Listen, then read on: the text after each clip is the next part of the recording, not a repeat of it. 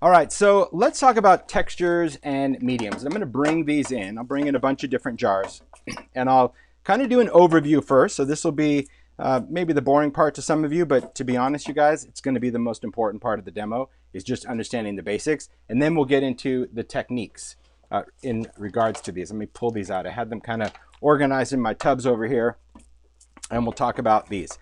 So textures and mediums. Well, textures could be a lot of different things, right? Anything can create a texture, really. We can create textures with embossing folders. We can create textures with embellishments. We can create textures with different surfaces and substrates to layer on top of things. But really for this demo, what I'm referring to for textures are products or different mediums that are going to create a texture. We're going to talk about texture paste and grit paste, and then we're also going to talk about collage mediums. Now, the thing to understand when it comes to any kind of product line, right, not just in the world of distress, because I'm going to be talking about distress specifically today, is that different companies have their own brand or version of mediums. And as makers, many people assume that they are all the same. And I will tell you that not all mediums are created equal, okay? Most of the time, a company will develop a medium that works specifically with the products in their range. Now, that doesn't mean you can't mix and match. That doesn't mean you have to run out and buy this stuff. If you have different pastes or different mediums, you can certainly try many of these techniques and see if they work for you. But if they're not working the way that you see something on a YouTube video or a demo, it's important to understand that it's usually because that medium or that texture is designed or developed to work with products in that category. And so a lot of times people will say like, well, how does this compare to a regular gel medium? How does it? Well, I don't know how it compares. I know that it works specifically with distress in the way I want it to, but that certainly doesn't mean that I've tested all gel mediums in the artistic universe, right? And so as a maker, that's really where you dabble and explore. What I'm going to talk about is why I wanted them in the distress line and how they specifically relate to distress products. But there again, I'll do my best to kind of answer the questions throughout.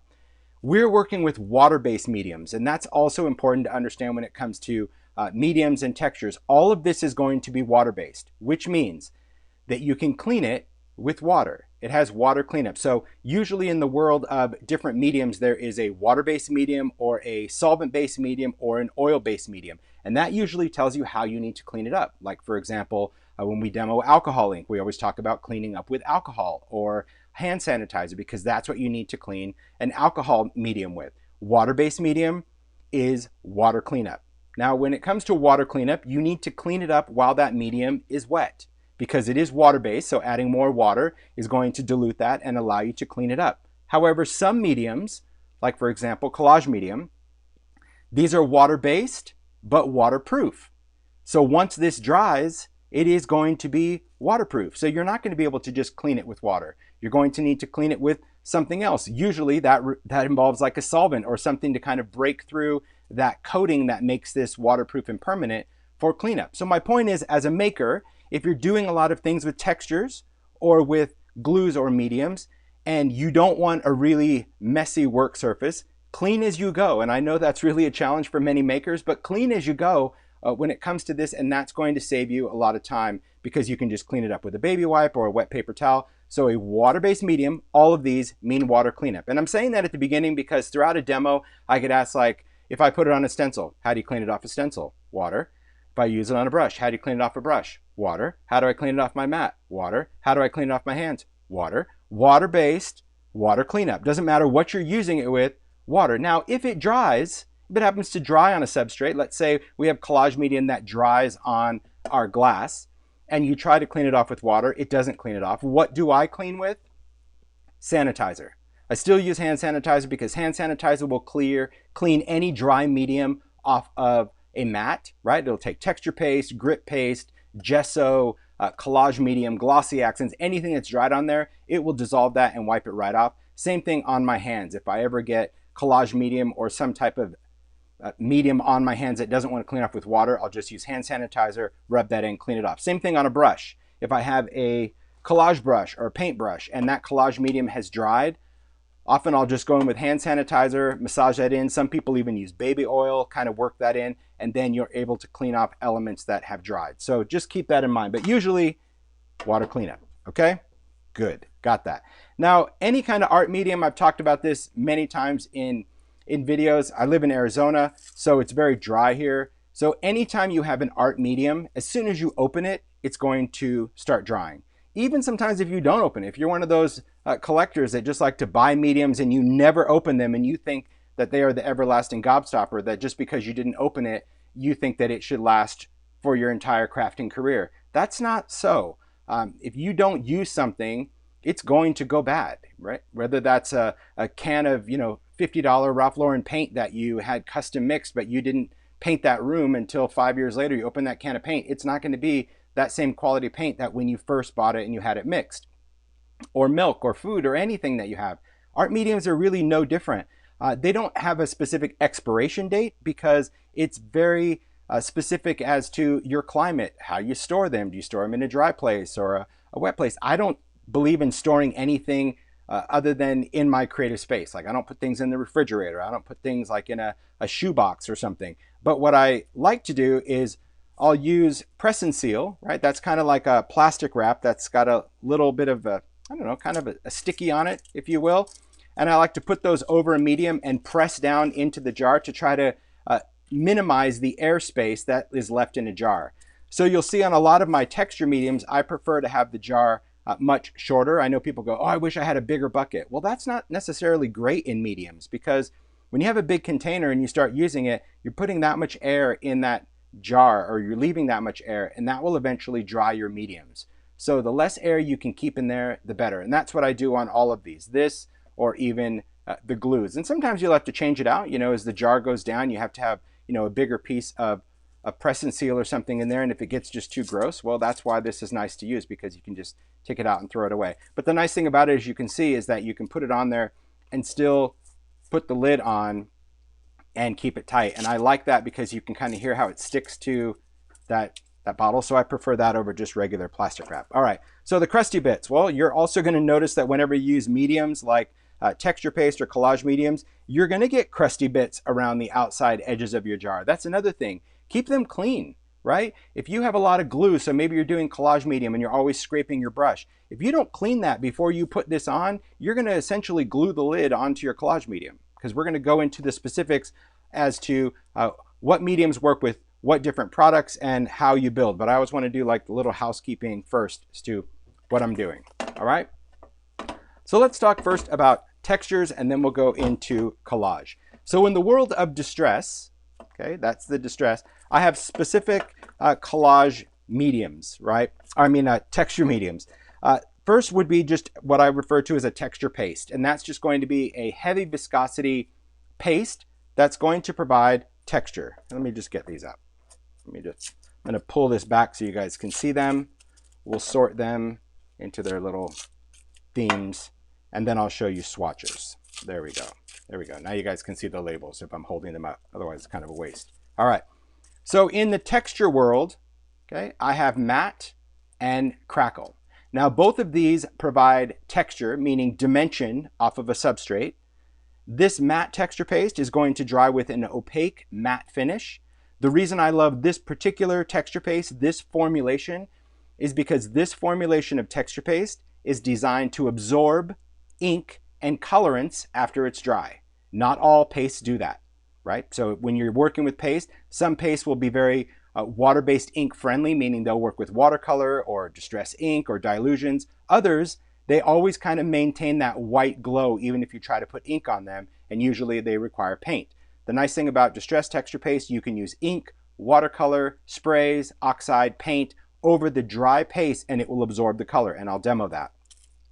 The other one is texture paste crackle. Now this is also an opaque medium, so when it dries, it's going to dry to a white crackled finish. But the cool thing about this is we can apply it with a palette knife, we can get different textures, and then once this dries and cracks, we can go over it again with different mediums, with inks, with paints. It is not as porous as regular matte texture paste, but it will work with other pigmented mediums to colorize like a crayon or a paint. Okay? And you're going to see that in the demos. Then we get into grit. Now grit paste, well, it's just like how it's described. It's gritty. This is a paste that is going to provide a texture, but that texture, instead of it being fluffy or crackled, it's going to be gritty. It's going to have a very cool texture, almost like rust. Now, grit paste comes in opaque and it comes in translucent. Opaque, meaning it is a white gesso-based grit. So when you put it on, it's going to cover whatever you put it over, right? Whether that is an image, whether that is wood, whatever that is, it's going to completely cover it. And when it dries, it's going to have that gritty texture. Great for kind of winter projects as well, for snow. Translucent grit paste, well, it is translucent. Now, it's not transparent. The big difference is transparent means it is always see-through, right? See-through like glass. Translucent means you can see through it, but if you build it up heavier, it becomes less translucent. You can't see much through it. And so this is really great because if you do apply it with a palette knife or your finger onto printed material, you're still able to see that printed material, but you're still getting the gritty texture, which is very, very cool because you can add little bits of rust or grime to the edge. It also has a very cool kind of icy look. So this is good at Christmas if you want to spread it onto things. It kind of looks like that icy, crunchy snow. So those really are kind of the textures in there. Now for swatches, it's no different when it comes to mediums and paste, same way I do colors. Swatches matter. Swatches matter because if I'm looking for a specific effect, I can pull these out and I can look and say, okay, this is what I want. It's also a good reminder for those of you that have, you know, information overload and you look at that and you kind of don't really get it. You're like, oh, I forgot which one was which. Make swatches. That's what it's all about, is to remember and recognize what this is. Now, because these are textures and these are thick, if you do your swatches on cardstock, your cardstock's going to curl and bow. It's not the end of the world. That's fine. But when I'm making a medium, I like to do my swatches on something a little bit more substantial. I just use my etc. tags.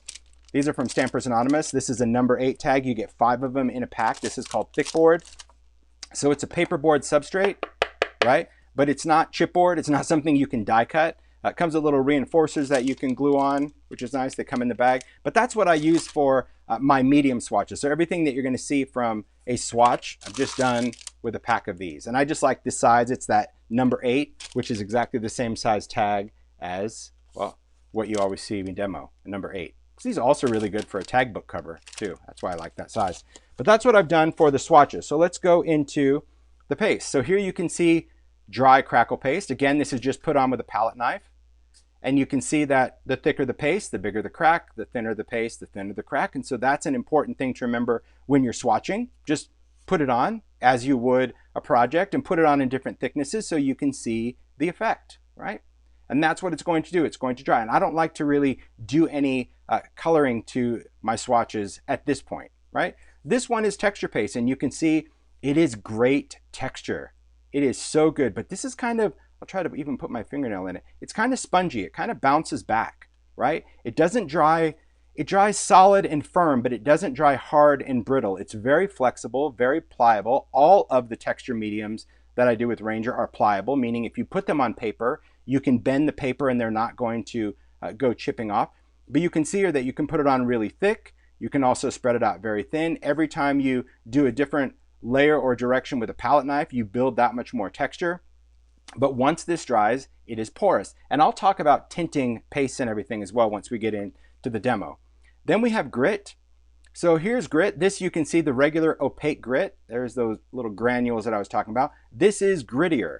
Okay, it's not hard like sandpaper, but it definitely has a grit to it compared to the texture, right? You see that side by side? So both of them are going to provide a texture. This is just going to provide a regular matte texture. This is going to be a gritty texture. Same thing, this could go on with a palette knife. You could even stipple it on with a brush. A lot of times I'll use my finger because you get little nuggety chunkety bits that go all the way around, and even all those pieces will stick. But again, opaque. We can't see through it. And then we have translucent. Now when we see translucent, we can see that the thinner it is, we start to see more of that background.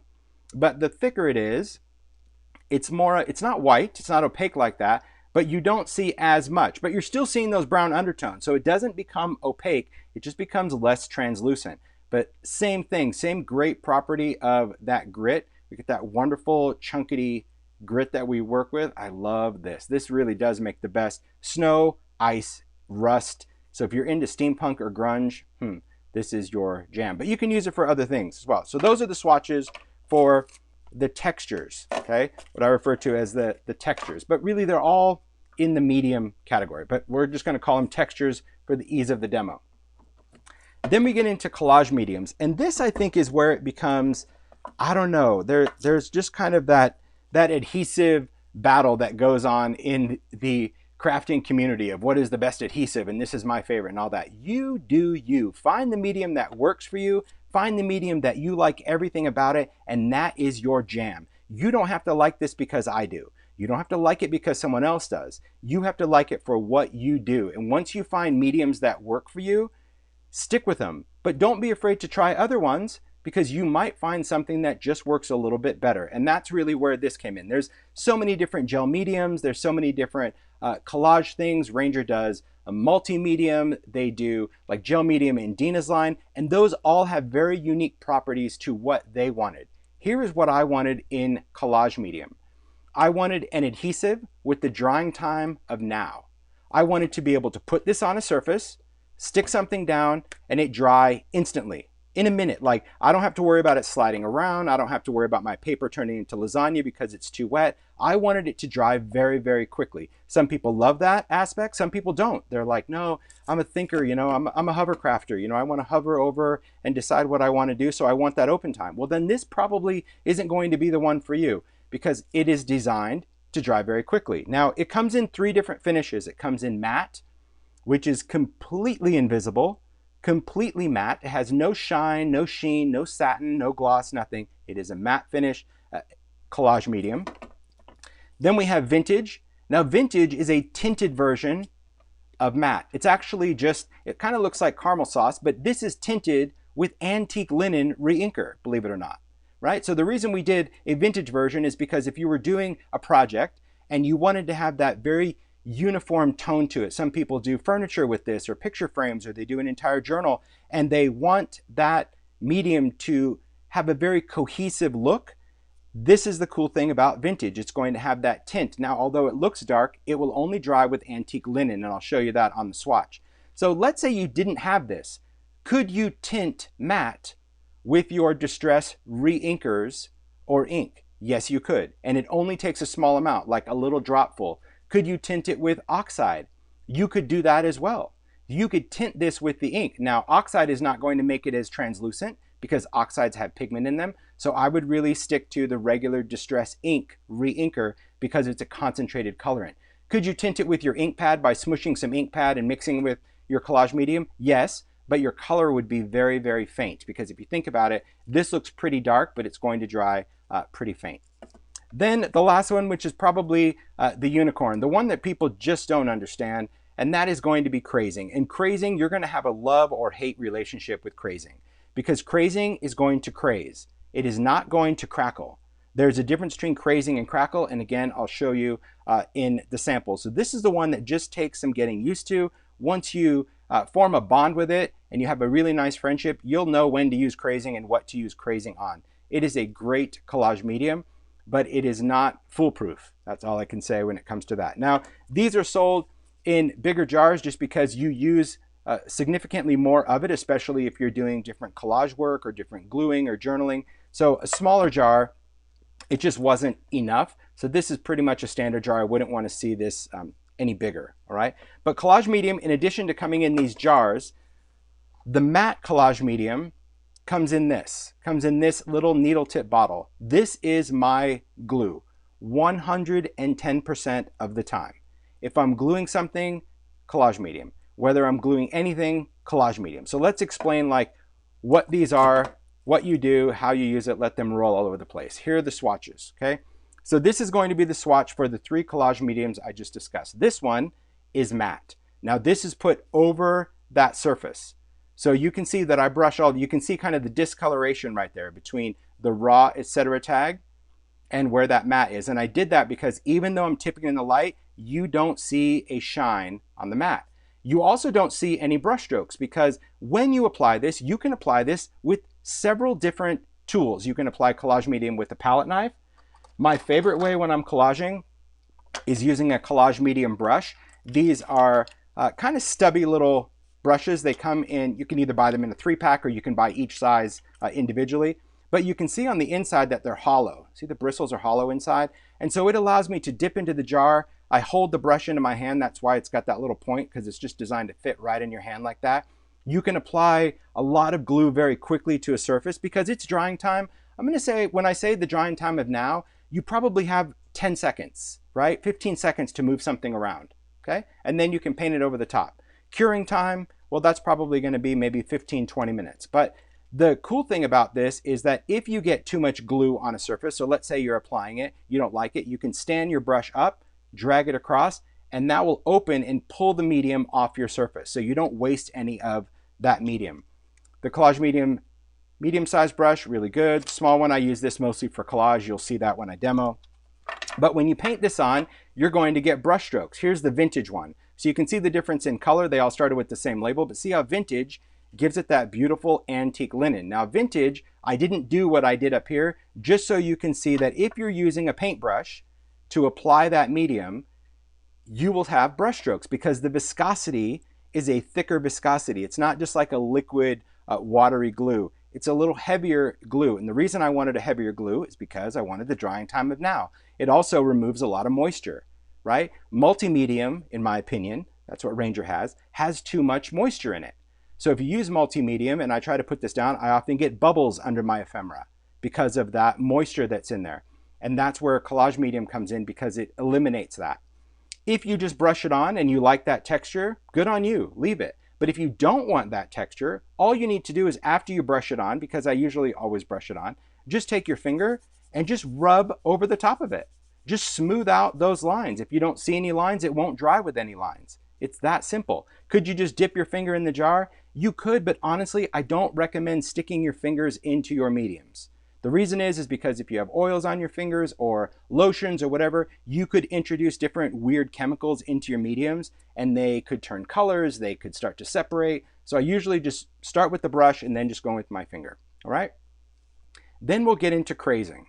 So I'll hold this here so you can appreciate what crazing does. Can you see that? See those fine little crackles, almost like eggshell, probably even finer. It's like crazing is what vintage china does, right? You flip over an old plate or a teacup or something like that, and you see all those little tiny crazing under that glazed surface. That is the cool thing about crazing. All three of these, regardless of whether it's matte, vintage, or crazing, have the exact same properties. So when I talk about it being an adhesive, they all work as an adhesive. These are all waterproof when they dry. So when you paint these on and you let them dry, they are waterproof. It could go outside, it could go inside. It is completely waterproof. But when you're working with them, it is water-based cleanup, right? When you work with crazing, this whole entire thing is done with crazing. So on the brown, you can kind of see that crazing there. But right here on this label, you don't really see anything. The thing about crazing is you don't see it really until you put a coloring into it. So after this is dry and crazed, I like to go in with distressed crayon, put a little on my finger, rub that in. You could also use ink or oxide because you want to get color or dirt or schmutz down into those little crazed areas to show off. Because up here, if you don't, you really can't see it. I mean, I'll do my best to try to hold on to it. I know the iPhone will pick up, see much of that detail. But the important thing about crazing is that you need to put a color into it. And this is really close. So now let me just hold up the difference between craze and crackle. You see the difference? See just the difference in size and scale? These are held up exactly the same, right? One is not closer to the camera than the other. That's the important to understand about crazing. You cannot expect crackle.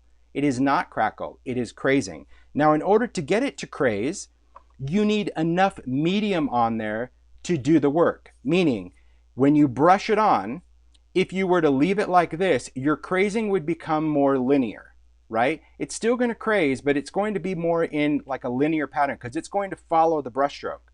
So in order to get kind of an organic crazing, you have to do a little bit of both, which is you brush it on, but instead of smoothing it out with your finger to where it's almost dry, like we did here, to eliminate the brush strokes, instead you need to move it around with your finger, but it has to be very slip and slidey, right? You don't want it like gooped on with your finger where you're like putting on, you know, frosting on a cupcake, but you want to be able to move this on your surface to where your finger moves around and then let it dry. If your finger is not moving around, you don't have enough crazing, okay?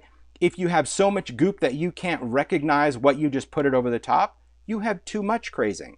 So that's why I said it's going to become a love-hate, but once you get the feel, literally, you'll be able to like, okay, it's moving around. I can still see my piece of ephemera or what I put it on. I'm going to let it dry. I'm going to let it do its thing. And then it will craze and it will be magic. And when you first look at it, you'll be like, oh, it didn't work. But once you rub color into it, you're going to see the beautiful, authentic craze.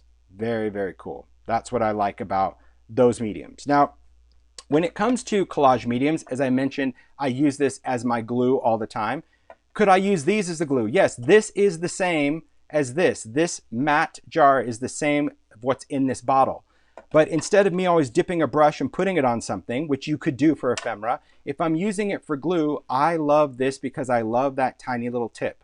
When people ask, how do you glue all the tiny little die cuts? Collage Medium. How do you glue those bottles into vignettes? Collage Medium, right? So here's just a little swatch, also very good, to remind you of all the different things you can glue with Collage Medium. You can glue glass. Is it translucent? Yes. Glass, metal. Not only can you glue metal to a substrate, but you can glue metal to metal, right? You can glue wood. This is just a wood game piece. You can glue plastic. You can glue fabric.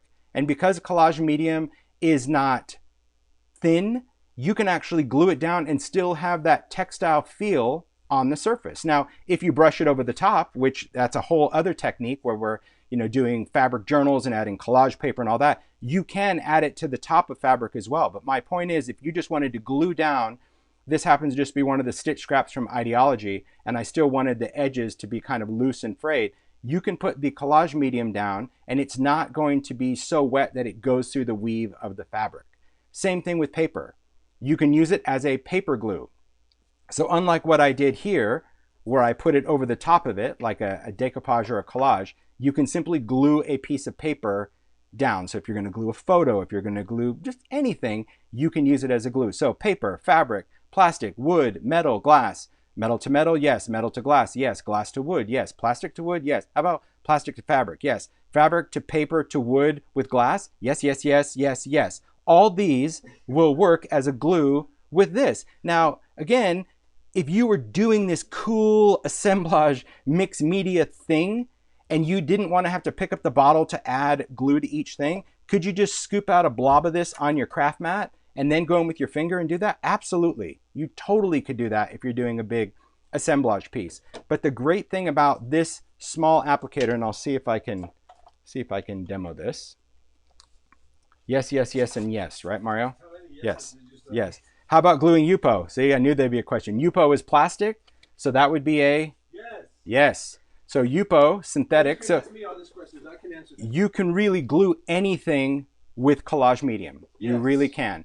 Now, usually I would say, like if you're talking about, Amy asked about gluing Yupo, when I'm adhering Yupo, I like to just use double-sided tape, like if I'm going to, say, matte a piece of Yupo alcohol ink on something. But if I'm just going to glue it to a card panel, Collage Medium, because it's so much easier.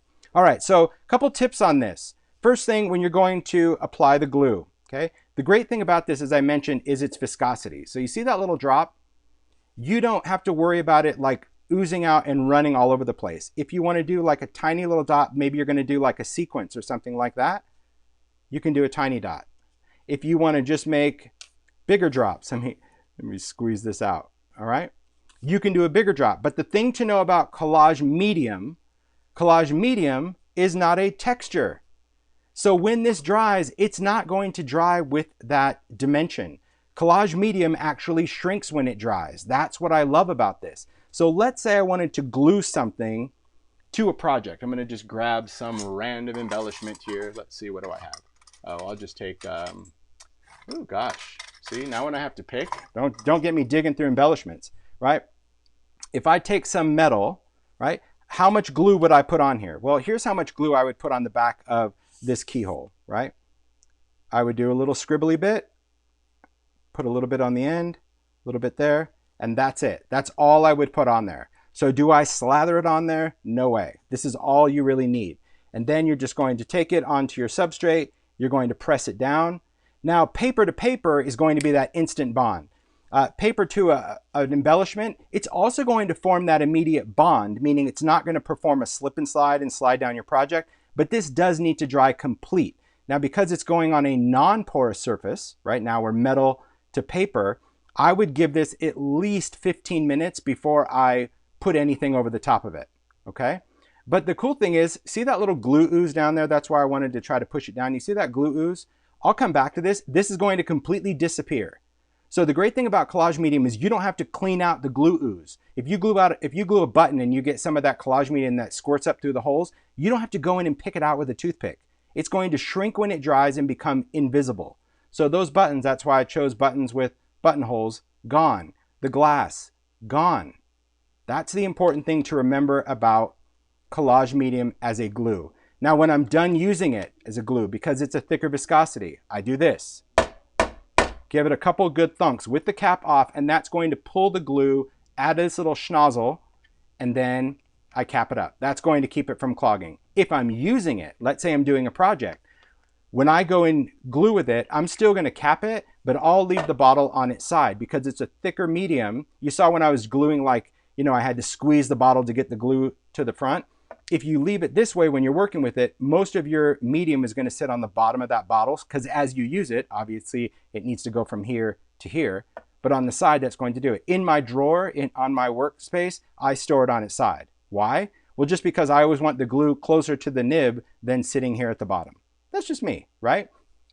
If it clogs up for whatever reason, okay, all you need to do, get yourself a piece of wire, a thin piece of wire. This could be a twist tie if you have it. I don't like to use a straight pin. I prefer wire. And then all you're going to do is you're just going to insert that into the nib.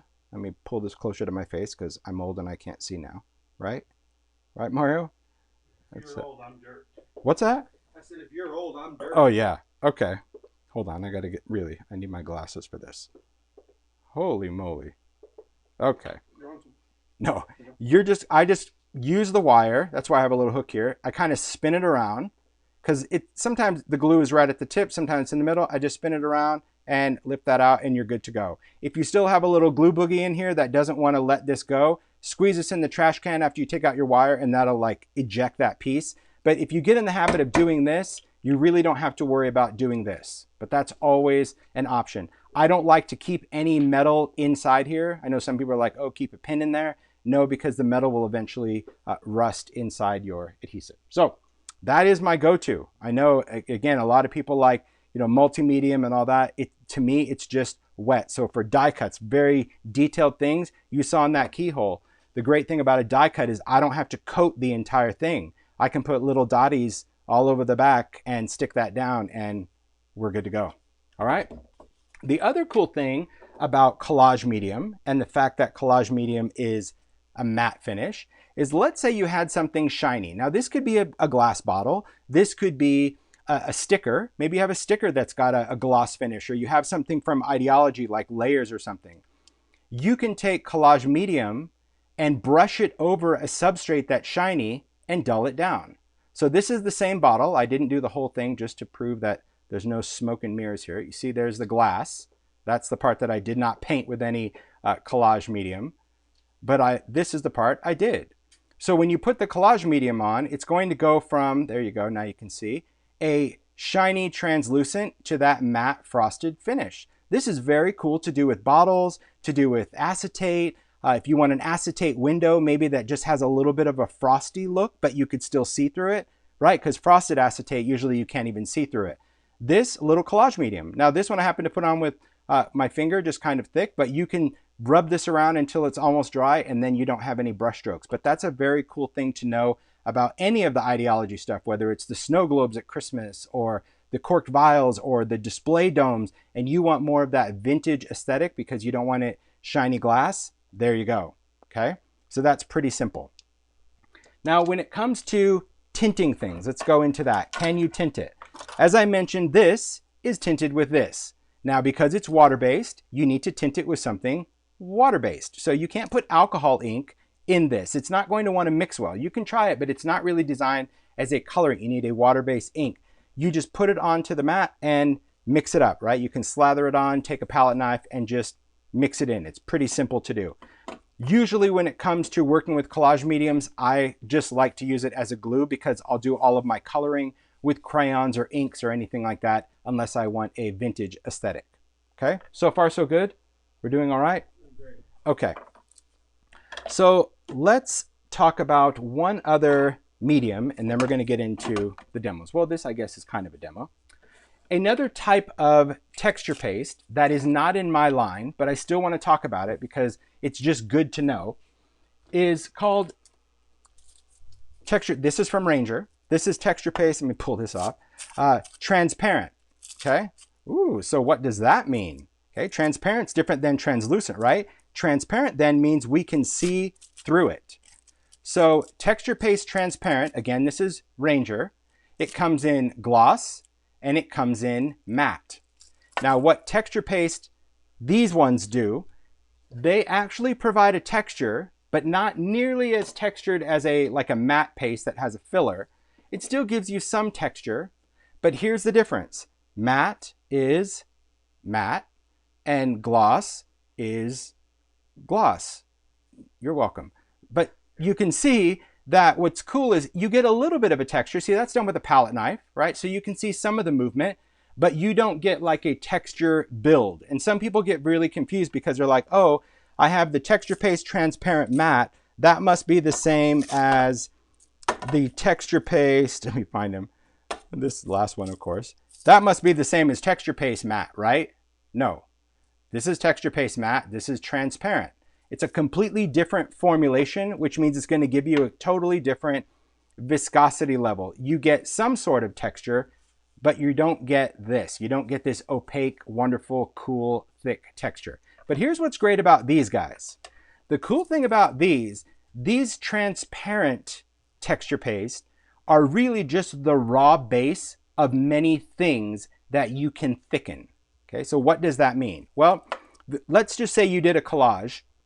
You did something on an etc. tag, or you did a project, and you want it to look like you maybe did oil painting, or you really want to give the overall thing a finish of texture. Well, that's where this is going to come in, because I could take this gloss with a palette knife and apply it over my finished surface, and it's going to make all the color and everything underneath look like it's been oil painted or giving it that shine.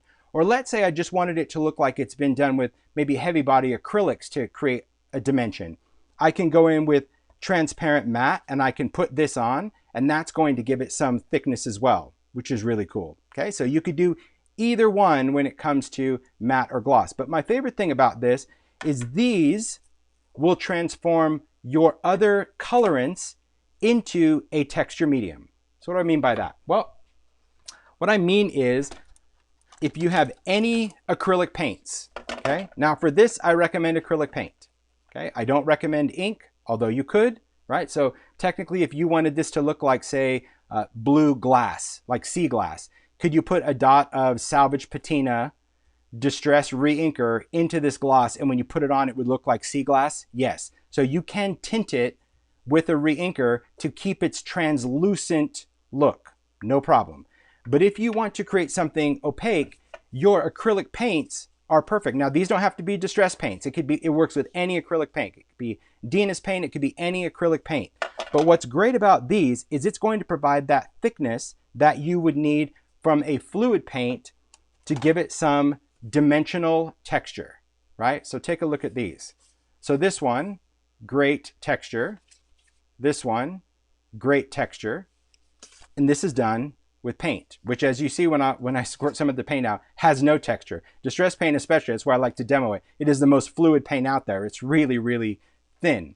Now, this one is done with the matte transparent. Why? I just like it better. And I'll show you the comparison because I figured you would probably be curious like I and say, what's the difference between gloss and matte if you're going to do this? Well, here's the difference.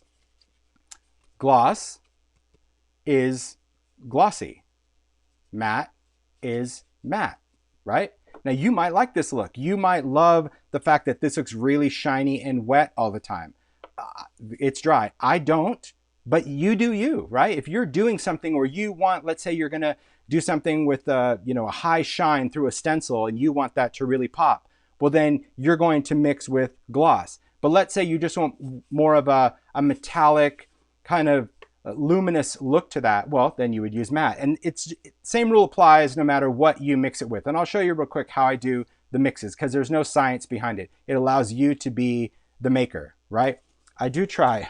Sometimes when you just do the simplest reminder and it kind of makes you chuckle or maybe even roll your eyes, you'll at least remember, right? Okay, so how do I mix this? Well, I like to work with palette knives. These are the distress palette knives. Use whatever you have. These are the two that I did with Ranger because they are my favorite. I only wanted 2 sizes. I don't need an entire array of sizes. I wanted this large one to do a large area. I wanted the sports car one to get into tight corners or doing stuff through a stencil. I like that they're plastic. They're flexible, but they're not flimsy, okay? Because a metal palette knife on a stencil tends to grab or scrape too much, and something that's too flimsy doesn't allow me to apply thicker mediums like grit. So let's go into just the tint coloring demo real quick, and then we're going to get on to the textures. So I like to work with something disposable if I'm mixing a color. Can you work right on your craft mat? Yes, but then you have to clean it. So if you don't mind cleaning, no problem. This is just deli paper because this is going to allow me to scrape the medium off versus a piece of cardstock. But again, you do whatever is going to work for you. So I'm just going to mix up some of the matte. So we're just going to peel this off. Now, depending on how much work you do, you can just peel this back or you can remove it completely. I will tell you another little tip. I don't like to have texture on my finger, so I always have a baby wipe handy. So if you get any glue or mediums on your finger, you can just wipe it off throughout. What I'm going to do is I'm just going to pick up some of this on the back of the palette knife. Right? You don't need a lot, just depends on how much you want to mix. Don't scoop with a spoon, always pick up from the back. If you want to do just a regular metallic, let's go in and do, I already showed you brass, let's go ahead and do bronze. If you have metallic paint, well then you could just use metallic, right? So I'm just going to go in and work with bronze. But again, any paint that you have is going to work. Any brand is going to work. I'm just going to open this up and hopefully you're going to see just how fluid that is. You see how it's just dripping on there? I put a few drops. How many? A few. Could you put more? Yes. Could you put less? Yes. And then I'm just going to use the palette knife to just move it around. So I'm taking the bottom of the palette knife, spreading it like if you're going to spread out peanut butter, and that's how you mix it. You don't need to stir it. You're just going to press down, scrape it up, press down, scrape it up, and it's mixed. It's that quick. It doesn't take minutes or hours. It's literally seconds. You can take whatever substrate you want. I'll just show you on this tag just for the sake of it. Could this go through a stencil? Yes, and you're just going to spread it on, okay? Now, what's cool about this, you can see that it turned that thin acrylic paint into a textured, layered paste. Simple. If you wanted this to be thinner, so you could see more coming through the back, we're still using paint. You can spread it out thinner, but it's still going to be opaque because of that. Or you can simply scrape that off and just apply this. So could this go through a stencil? Absolutely. I'm just showing you just for the sake of working with a palette knife. Pretty simple, and you're going to let it dry. And when it dries, it's not only going to dry to kind of this beautiful luminous texture, it's going to remain pliable as well. That's nice. So let's say we wanted to do a color, but we didn't have a lot of metallic color paints. Okay, that's simple as well. To do that, you're going to want either a pearl paint, if you have any pearl acrylic paint, or silver. I prefer silver because I believe silver gives that paste more of a metallic pearlescent punch than just pearl.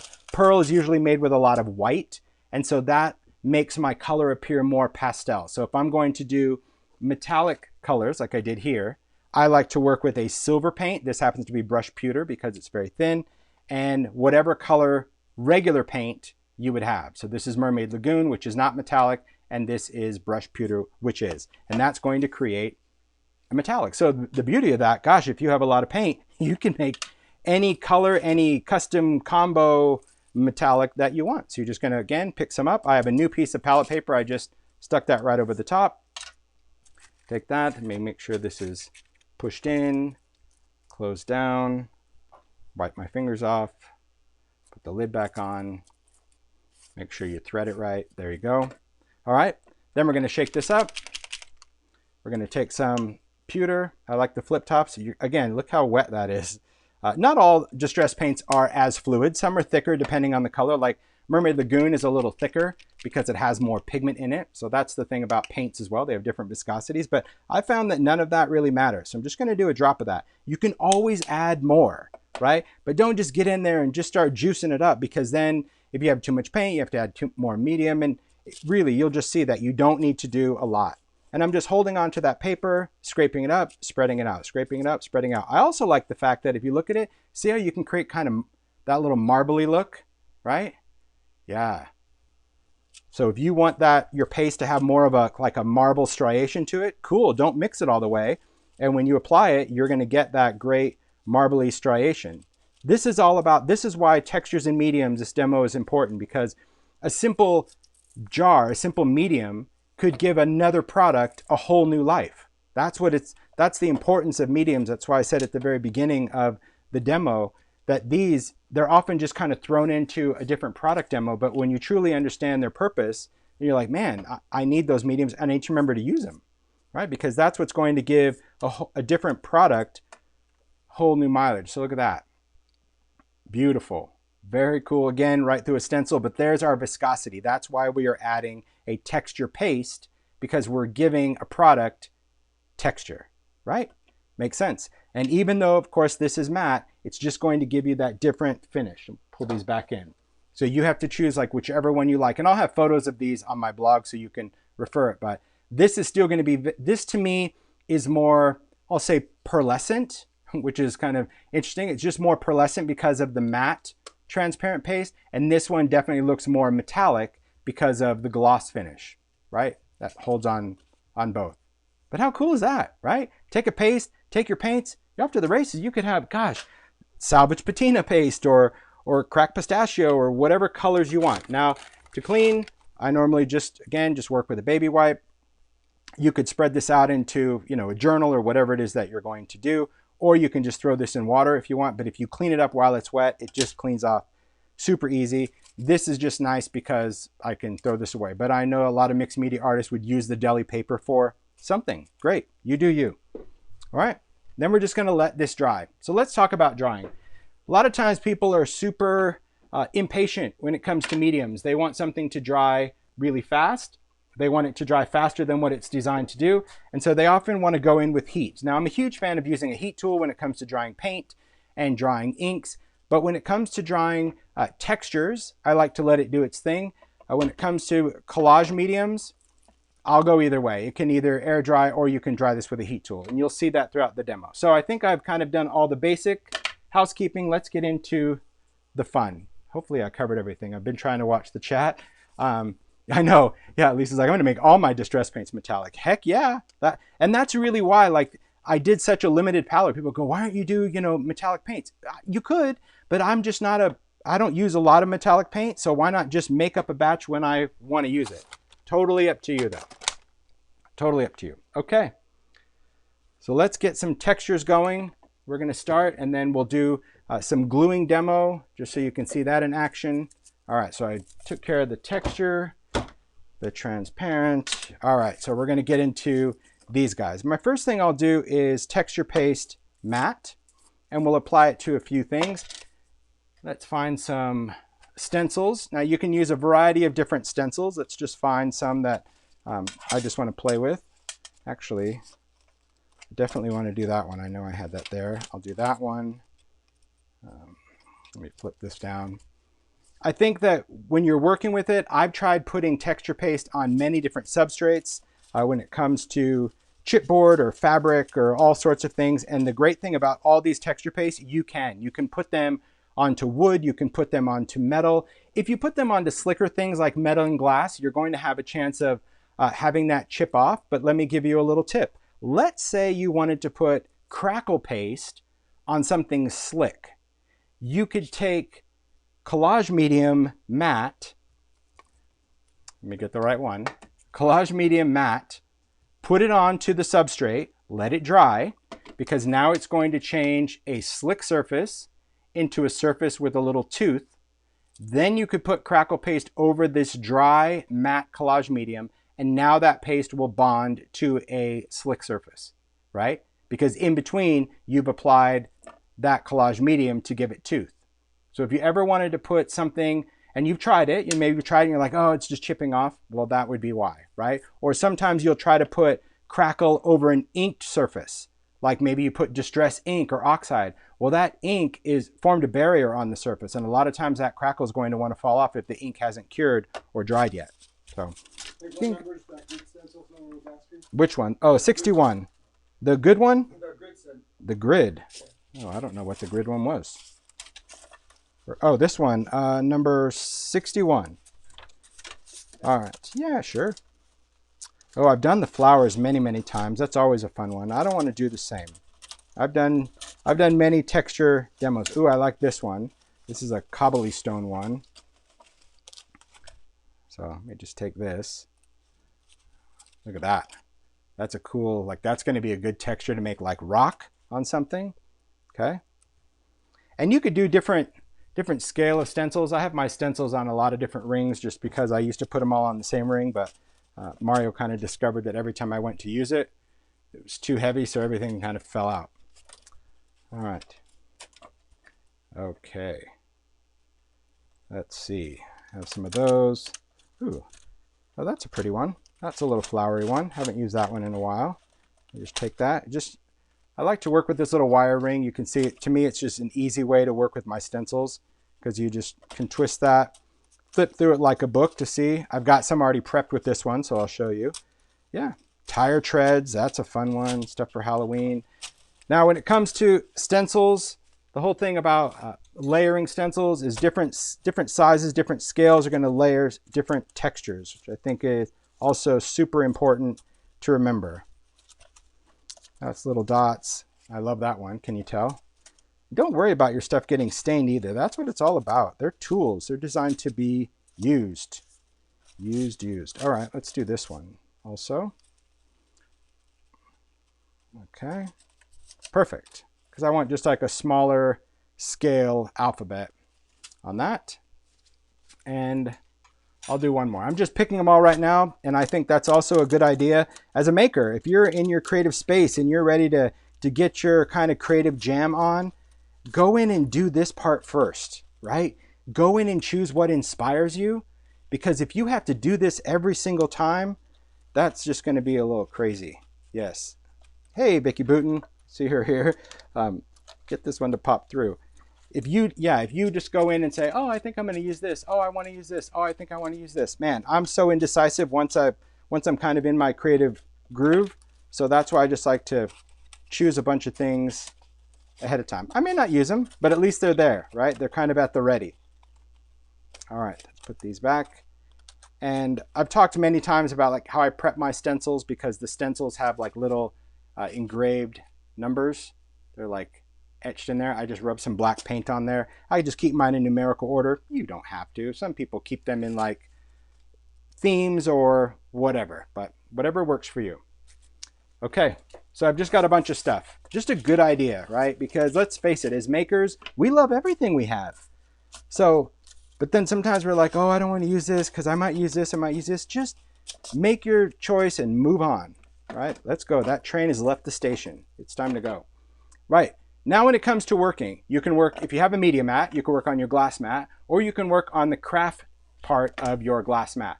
I think when it comes to working with messy stuff, I always like to work here because it will wipe off easy with a dry paper towel than working on the glass, because it just is a little bit longer to clean. Not a big deal either way, right? Let's just go in and add some different textures to things. And real quick, I'm just going to go in and just show you real quick what we're going to achieve. So I talked about this before. I like to keep all my makes in tins. Everything that I've demoed throughout all my demos, I have different tins. So this is alcohol ink. These are little cut bits. These are cards. These are tags. And this is a distressed crayon tin, right? This is how I store all my backgrounds, because if you've seen any demo, you know I'm very compartmentalized when it comes to creating. I like to have my stuff out, get messy, create and play, but don't actually have to make something, right? Then I can just go through and I can open my tin. So if I need to do a card, this is my tin of all card fronts. Then I can just flip through and go, oh, cool, I'll do that. And I can make a card in minutes. I'm not sitting there from start to finish, right? Same thing if I'm going to do an art journal, or if I want some backgrounds to die cut. I have all these tags to work with. So I did go into my tins last night and I pulled the texture ones to the top just to kind of show you some of the things that I'm going to cover and go through about texture paste. We're going to create some metallic texture paste. We're going to even create some colorful, crackly texture paste. We're going to create some grungy things. We can use glazes on there. So a lot of times you'll see even the idea is half-baked, right? You know, I just wanted to see how this would look, or this was in a demo, but this is still usable. This could be part of a collage, or this could be something that gets die cut, right? Same thing on a card front. Done a lot of things. This was great. So this is texture, but it's using an embossing folder. So I've got some embossed paper. We can probably work with that. Again, some more crackle, a little bit of pearlescent. There's some of that melted glass, one of my favorites. I'll demo that today as well. You can put it on metal. There's just so many different things that you can do. Just get out of your head. Really, thinking is overrated. If you just give yourself that freedom of playing with no agenda, not only will you use your stuff, but you'll actually enjoy your creative time. The stress will be out of your head of like, oh, what if it doesn't look good? Well, it may not look good today, right? There's many backgrounds in here that did not look good at the time, but sometimes I'll go back and be like, oh, that's a perfect background. Okay, obviously when I did it, maybe I didn't like it. Maybe I thought it was too much water. But at some point, you're gonna like what you did. We all do that. And that's why we redecorate our house. Why would you redecorate a house? You bought it the first time, you should like it for life. No, because you change. You change your opinion, your views, your thoughts, your likes. There's nothing wrong with that. So your creativity should be no different. You should allow yourself that creative permission to like something later if you want. Okay, so the paste itself, let's go through and we're going to take, we'll do this one. It's a bit grimy, a little grungy. Now on texture paste, I'm just going to get in and use texture paste matte to start. Gosh, I need to label the tops of these. That'd make it so much easier for me, right? That'd be good. Okay, here we go. Texture paste matte. Peel this back. Oh, that's why it's a new jar. Very, very fluffy. I like this. So let's say your mediums are starting to dry up. And I said starting to dry up, not completely dry up, not all crusty, but starting to. You do have some time as a maker to keep it going, okay? Refresh it, rehydrate it. These are water-based mediums, so could you add a little drop of water? Yes, you could. Water has a tendency to evaporate faster, so you would probably have to do that more frequent.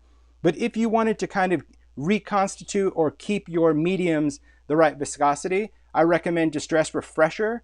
I use Refresher to rehydrate anything water-based. I use it on my ink pads, I've used it on markers, but you can also use it on your textures and mediums, right? Because it's still a water-based resin. Well, how much? Well, I don't know that. It depends on how dry that's going to be. I would recommend like giving a little spritz in there, stirring this up with a craft stick or the end of a paintbrush, and get it back to the viscosity that you like. If you put too much of this in, your stuff will look like chewing gum or taffy. It'll get too slimy. It will eventually balance out, but remember, this is a resin, not water. So a little is going to go a long way and it's going to last longer. Can this resuscitate? No, this isn't called Distress Resuscitate. This is Distress Refresher. So you can only refresh something. You cannot resuscitate it, bring it back from the dead. It's just not going to happen, okay? But it's a good thing. It's a good product to have really for anything water-based. I use it a lot, like I said, because where we live, it's very hot and very dry. So how do we apply textures? Well, you can do several things. You can use, I've talked about sticky grid in the past. A lot of times when I'm just using stencils, I like to just work with some masking tape. I think that that's just the easiest way to do it. And I can just tape that down on the edge because I want to work with it. So I'm not going to be able to have anything holding it down on top of it, okay? That's where sticky grid would come in if you wanted to put a stencil and actually cover from edge to edge. But I usually don't work with that when it comes to layering stencils. So now which palette knife? Okay, again, these are only sold in a 2-pack, the Distress ones, because to me, these are the only 2 sizes I need. It's a small stencil, small space, small knife. Okay, I'm just going to pick some of this up from the back. You can see it's very fluffy, right, like marshmallow fluff. And then what I'm going to do is place my stencil down where I want it. I don't have to stack this up, right? I'm going to have this kind of come in off the edge over here. I'm going to hold my stencil down because, well, that's just what we do. And I'm going to press down. There you go. And then I'm going to skim over the top. Press, skim, press, skim, press, skim, press, skim. And that's what you're going to do. Each time you're pressing and skimming. And I say skim and not scrape because that's really what you want to do. You want to be able to have enough medium that goes through the stencil, but if you can't see your design, like that, so you can't see through that, that means you have too much medium. And usually once you have something on there, it's going to hold your stencil. So this is really just more of a security. You don't have to worry about, I don't spray stuff on my stencils. You certainly can. That's just all I do. And I want to make sure that I see the design. I have all of this. I can put it back in the jar, or I can save it for the next one, which is exactly what I'm going to do. Now the dismount, pretty simple. I just like to, that's why I only use one piece of tape, so I can lift this off the edge, grab the stencil, and separate the two, okay? Because we don't want to slide this because that's going to make a mess. What do you do with this? I don't go with a baby wipe. I don't do anything. I just drop it in a tray of water, AKA the lasagna pan, which it really isn't. It's just something Mario got from Costco, but it fits my stencils. It's just cool water. It could be warm. You could have a warmer under there if you want, but cold water is fine. And I just let it sit in there because a water-based medium cleans with water. And so all of that stuff will literally rinse off the stencil, and all I have to do is take it out of the water when I'm done and dry my stencils off with a paper towel. So any tools that I use, whether it's a brush or a palette knife or whatever, I'll just throw it in the tray of water. But there is my texture, right? And you can see that that paste has some really great texture to it. But let's talk about different ways that we can add. I'm just going to set this aside to dry, and we'll take another one. Okay, just going to use that same little bit of tape, right? Put it back in the same spot. That's completely fine. Might as well set this down right now. What if we wanted something that's a little more textured? Let's go in with this guy, okay? I'm going to place this down, and I'm going to place some of that paste down. Now, once I place this through, press, skim, press, skim, press, skim. If I wanted it to be a little bit more textured, I can take my palette knife like this, and I can tap this over the top. That's going to give little peaks, kind of like working on, you know, like a cake. But your peaks aren't really going to be gritty, but they are going to be textural. So I'll just show you that. I'm just going to work in that one area just to kind of give you the idea. When you're doing this, you definitely want to hold on to your stencil, okay? Because it wants to lift it off. You can kind of see how it's bouncing off the surface. See that? So just make sure you're holding on to it. Just give it a second. Then we're just going to go in. We're going to pick this up. And here's the texture that this one gives. All right, so look at that. So we're still going to get those stones, but it's going to have some peaks. This was the inspiration for grit paste, because while I like that additional texture, to me, I think this distorts the design, right? I don't think they're not as recognizable as they should be because of all those little peaks, but you can see that the divide is still in the stencil. So we'll talk about grit paste. Let's let that one dry too. And we'll do grit paste with this one. All right, so this, I'm just going to set that for now. I'm going to come back to it in a second. Palette knife, baby wipe, clean that off. And we'll take some grit. And for grit, I think I'm going to use the opaque. Just use that white. Perfect. Okay. I'm just going to pick this off. There we go. And what do I want to do for this one? We'll take another tag. Why not? They're here. Perfect. Place that down. So now let's do grit. So grit paste, look at this one. Also a thick viscosity, a little creamier, okay? But definitely gritty. You're going to kind of feel it also when you spread it on. But it's thinner than the regular texture paste because the grit is already part of the paste. And so I can use it just like I would the regular texture paste, which means I'm spreading and kind of skimming it off. Then I'm just going to lift this off. All about the dismount. I'm going to take that, throw that in the water. And there's our gritty stone. So see the difference? See how we can clearly see all of those stones versus when we did the peaks. Do you see what I mean? Like it just, visually it just distorts the eye. It's really strange how that is, but that's how that works. So you can see the grit already. And when it dries, it's going to keep that gritty, wonderful texture. I love grit paste. Okay. So what if we wanted grit paste a color? Well, I prefer to color any of my textures afterwards because instead of it being one solid color, I like the fact that I can make those stones different shades, different tones, and I will in this demo. But could you tint it? Yes, you would just put it down on that, you could put it here or parchment paper, add your colorant, a little drop of paint or your re-inker, mix it up, and off you go if you really want to do that, okay? Another cool thing that we can do with grit paste, I'm just going to push that down, get the air out of it, is we can create a little rusty vibe.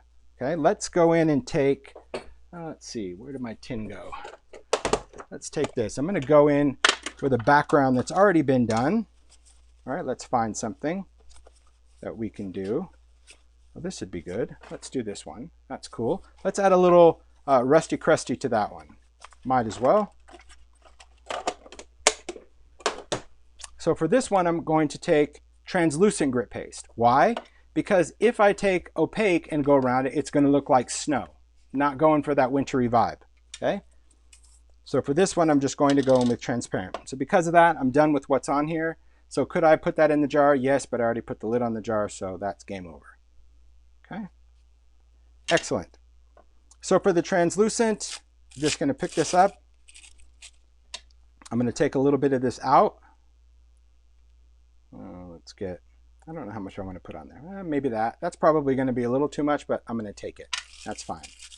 Press this down. Put the lid on. And let's apply it to our surface. Could you go in with a palette knife? Yes. But what's interesting about grit paste, and I'll show you, it's very like, I don't know, it's like chunky. See, it doesn't, it like wants to form onto itself versus come off on your finger. So you just kind of want to work where you're going to spread some of this on, and then you kind of pounce it around while you can. You have to keep going because you have to like scrape off your finger, but then just take what's on your finger and push that in to get a little bit lighter grit.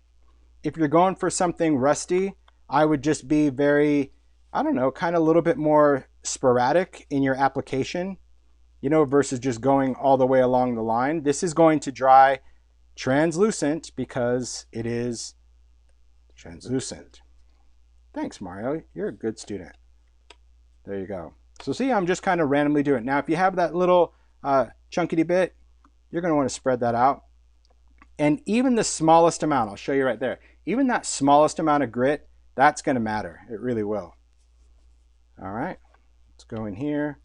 Again, you just kind of scrape, just use your finger. But see how you can create just really cool, very organic, authentic grit around this. This is awesome on embellishments. Very, very cool to add like a rusty bit to metal embellishments. And sometimes you'll luck out and the grit will stick directly to a substrate. I've used this directly on metal without Collage Medium with no problem at all. I just like to share that tip that if you are trying to put a texture on a substrate and it's not sticking, Collage Medium is a good kind of in between. But I would certainly test what you're doing first because you may need, you may be able to skip that step. So there we go. That's that little bit of translucent grit all the way around. Perfect. Could we put it on some gears? Let me just grab a gear. I think I have some gears here. Oh, heck yeah. We could do that, right? So we could take this and just put this right onto that metal gear. So I just really like the overall effect of what this is going to do. And if it gets in the holes, you can kind of poke that out later when it dries, because if it's not really stuck to anything, it'll come right off. Okay, let's see how this does. We'll set that aside as well. Put that right in the middle. Okay, so like I said, this definitely can go back in the jar, right? Because you didn't use it, right? But because I stuck my finger in it, I'm not going to. But you have to do you. I think that like once it's touched, it just, to me, it just is contaminated, but it's completely up to you. You have to do what's going to work for you. Some people just are going to save it. All right. Moving right along. Get this through that gear out of there. Okay. So let's talk about the textures and what we can do with the different textures. Well, one of the great things about texture paste, let me go back to it. I told you. There we go. We're going to do a little crackle and then we're going to do a little regular. Okay, I'm going to go back to the matte first. Matte texture paste, because it's wet, is going to allow me to create some really unique dimension with a different element. Meaning, the first one we just put on the paste, we let it dry. We're going to color that one later.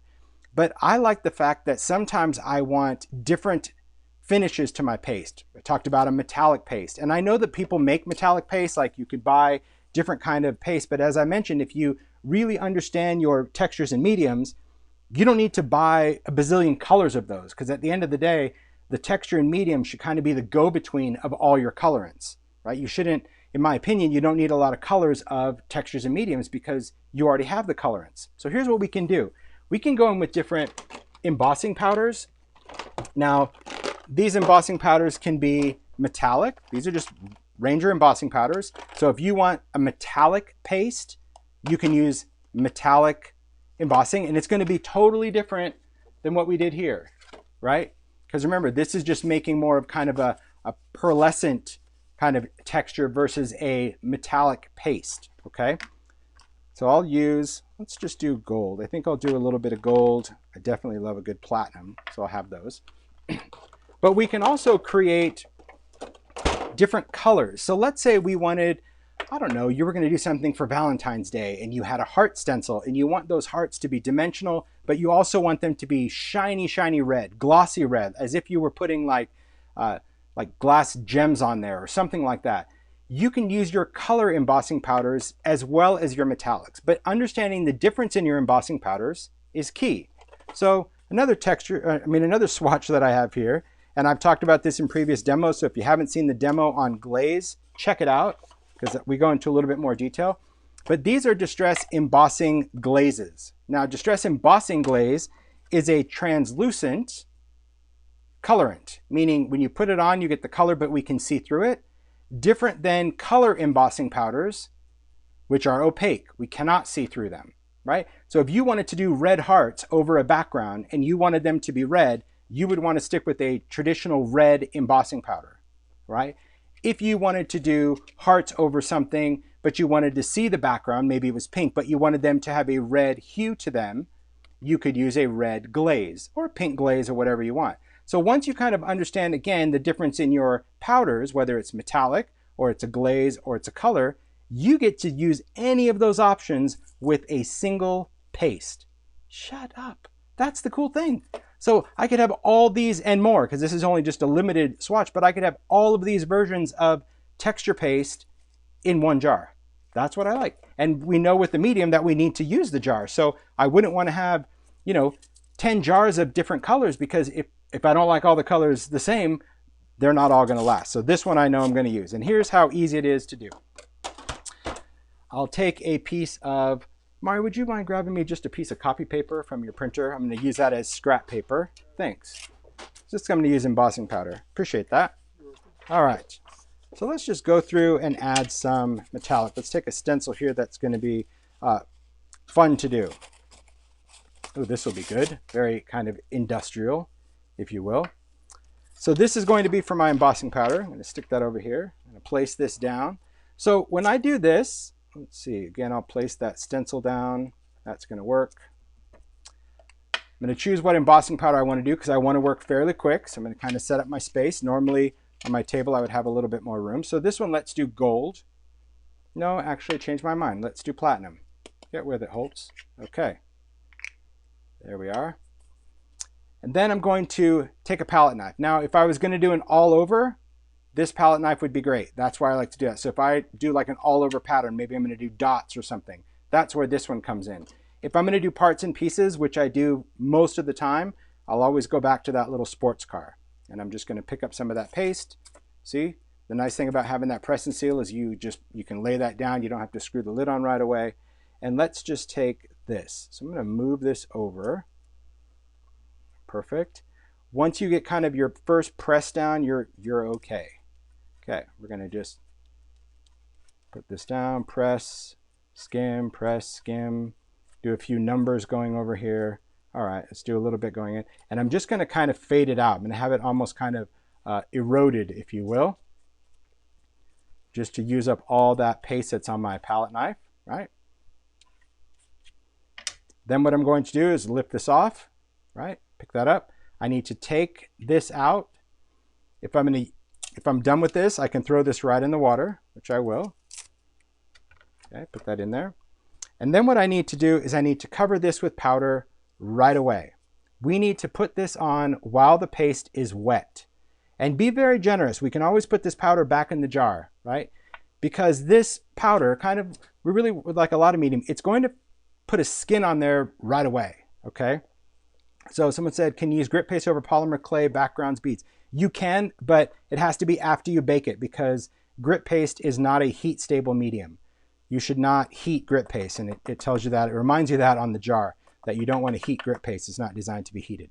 So you're going to cover this with a layer of embossing powder. And you can see your embossing powder sticks to that texture, even where you have those texture points. You see that on the T and the 3 and the S, your embossing powder. And we're gonna let this dry, okay? We're gonna just let it dry on there. If you don't get your powder on right away, then that paste is going to form a skin, and then your powder is not going to be able to stick to anything, all right? Okay, Mario, I think somebody would prefer a soundtrack of you over me. Yeah, well, that's all right. We just need to do like a Mario's Greatest Hits, right? Available on iTunes. That'd be good. All right, and Mario's like, no. He likes to chat. Kept him too busy with those other ones, didn't it? Okay, let's set this aside to dry, and we'll move on to another one. And I just have a table over here. I've been putting stuff everywhere just to put that on there. If you're going to use the metallic paste, another benefit to that is that we can use that over backgrounds. The same way we did that grit paste. Let's do something different. Let me get a card background, just because I don't want you to always think, you know, Mayor of Tagtown, always that. But let's take a background that we want to add. Ooh, that's a beauty, isn't it? Look at that. That's a beautiful one. And let's add a texture over the top of that. Easily do. See, another benefit. See how quick it is to go through your stuff if you have it in tins? Woo, makes it super easy. All right. So if we wanted to add just some elements, gosh, I don't know. I don't think I want to do sparkly. I don't think I want to do flowers either. I just want to do some metallic bubbles on this one. Okay. I'm just going to take that. This time I'm going to do gold. I'm going to open that up just to have it ready. Have my piece of paper here. I'll go back into that texture paste. Pick up some of that. And, ooh, I just changed my mind. See how that is? That's okay. I told you that. It's okay as a maker to change your mind, but stick with that idea. Don't abandon that idea. I just have a different idea for that, and that's what I want to, that's actually the perfect one for that next idea. I've been thinking about that the whole time. Oh, this will totally work. Okay, let's do that one. There we go. That will still look nice with some gold droppity bits. Here we go. Okay. So now I'm just going to take some of that texture paste. Let's just spread right through there. Again, let that fade out. Right? See, I like that whole kind of organic fade. If that's not your thing, if you want to be a little bit more focused in there, no problem. But there we have our paste. We're going to immediately cover that with our embossing powder. We want to cover. If you just used your texture paste and you were to heat it right away, it would puff up like a marshmallow.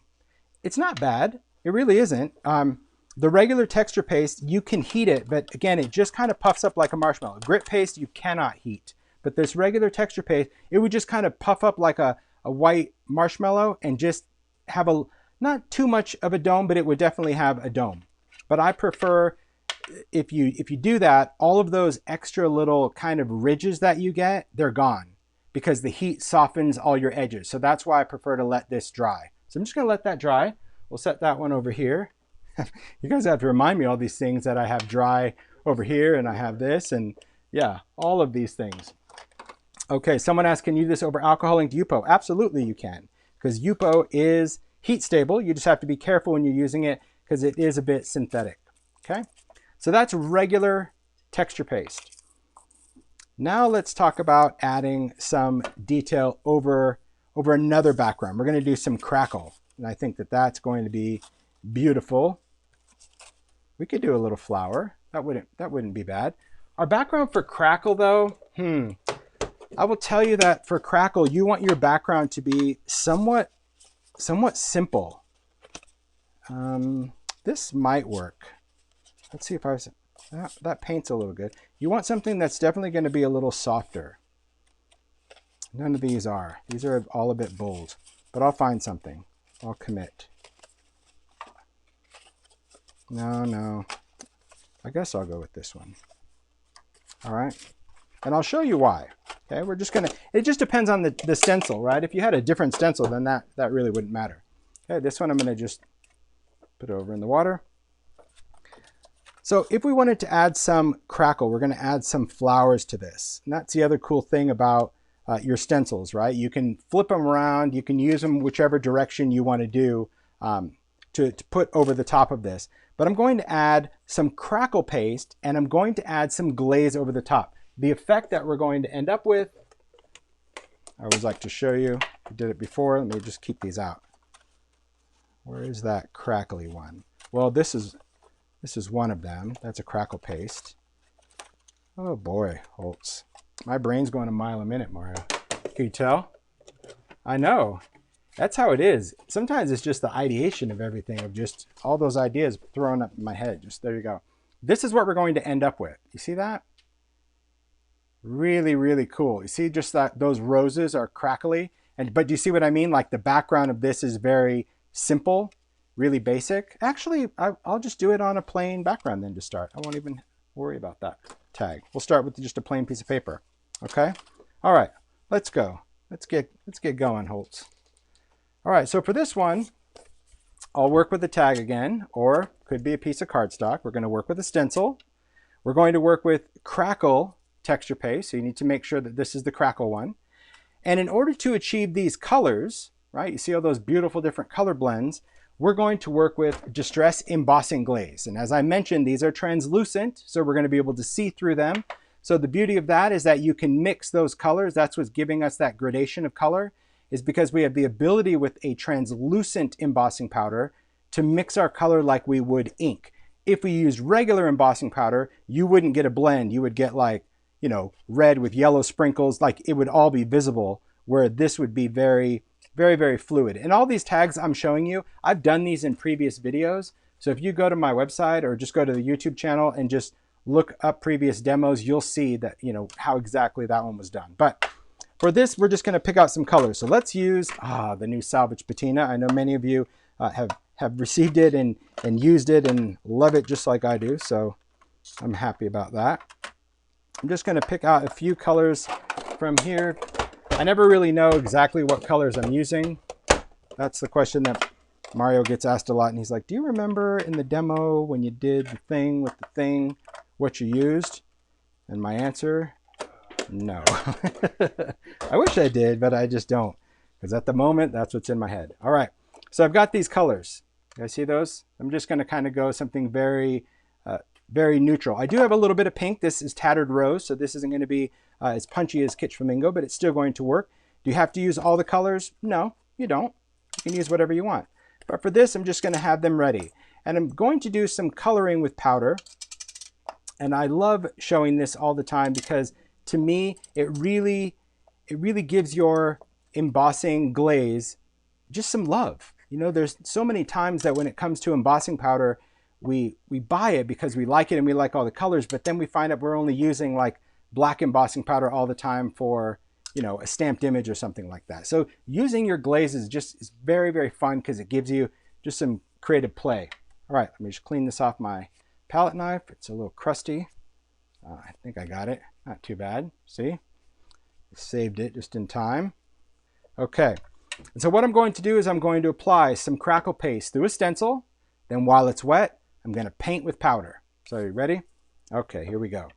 Now I will say if you have smaller hands, you're going to love this technique so much better. For me, my pork chop fingers, it's a bit challenging, but I do it nonetheless. Some people have like little devices, little spoons and things that they work with, which is great.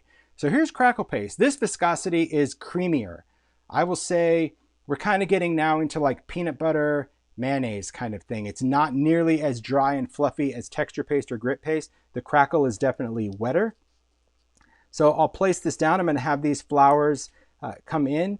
And what I'll do is I'll just take this. I'm just going to spread some of that through the stencil. And you want to be careful with certain stencils. You know, sometimes not all stencils are just great for certain techniques. Sometimes they'll grab the paste a little weird.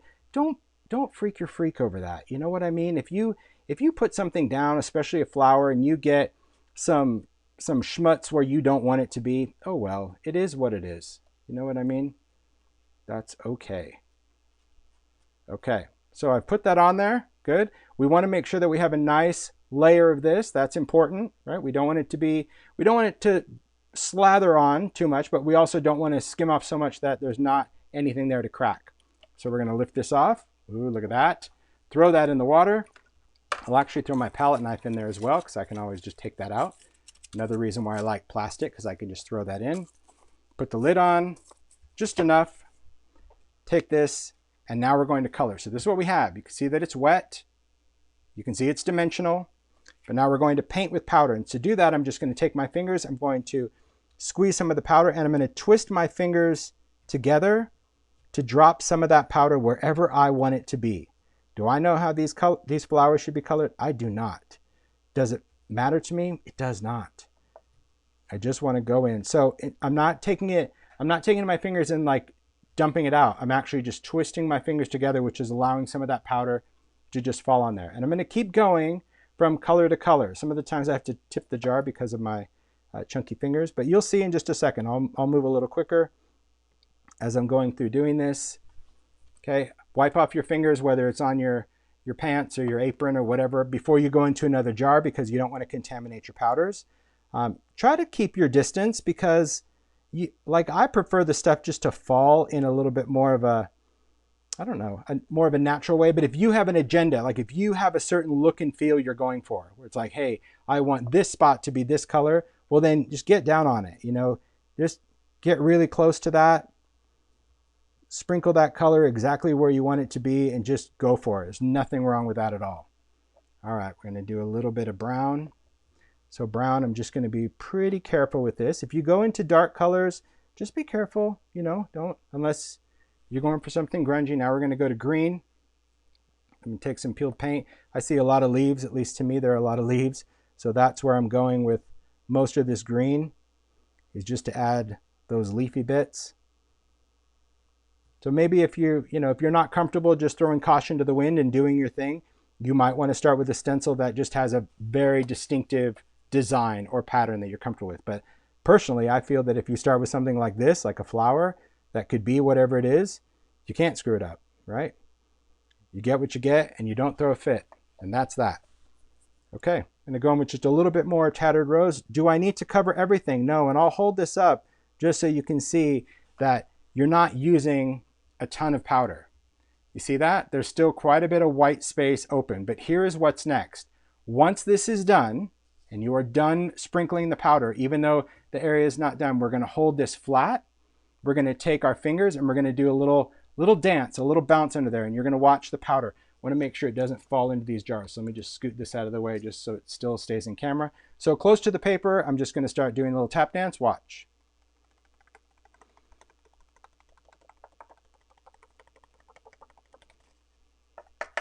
That's that. Now, the reason you do the tap is because if you don't, well, one, I can see I missed a little leaf. So let's see if I still have time to pick up some color. I may or may not. Let's see. Oh, I did. Got it, right? Oh, there's a little area there. Maybe I can pick up some of this party mix here, right? I don't save any of this stuff that falls on the paper. I don't really like that look. There we go. Okay, so there is our finished glazed thing. This stuff right here, as I mentioned, is a party mix, okay? This is just all of those colors mixed together. Could you save it? Sure.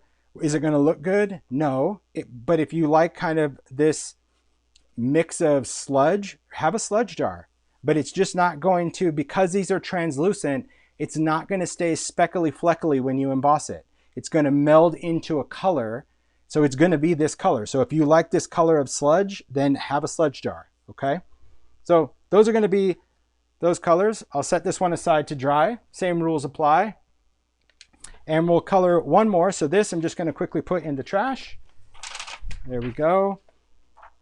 I'm going to switch out some of these colors. I'm going to go a little bit specific to what I have here. So I don't need this antique linen. I don't need this, but I would definitely want to get a little crackling campfire going on. Heck yeah. There we go. Here's a little crackling. Ooh, right here. We're gonna do a little bit of broken china. So what I'm doing right now is I'm choosing colors from this background. Remember I said I had an idea? Oh yeah, I'm gonna follow through with that idea. You know it. Okay. You got a table of ideas here. Well, you know, it's the popcorn. It's the popcorn in my head. Okay. You need room, some space? No, just no, because a lot of stuff is drying. But thanks. Thanks. This one I want like something big. I mean, I know last time I did a flourish, but I think because that works. Like a new table big?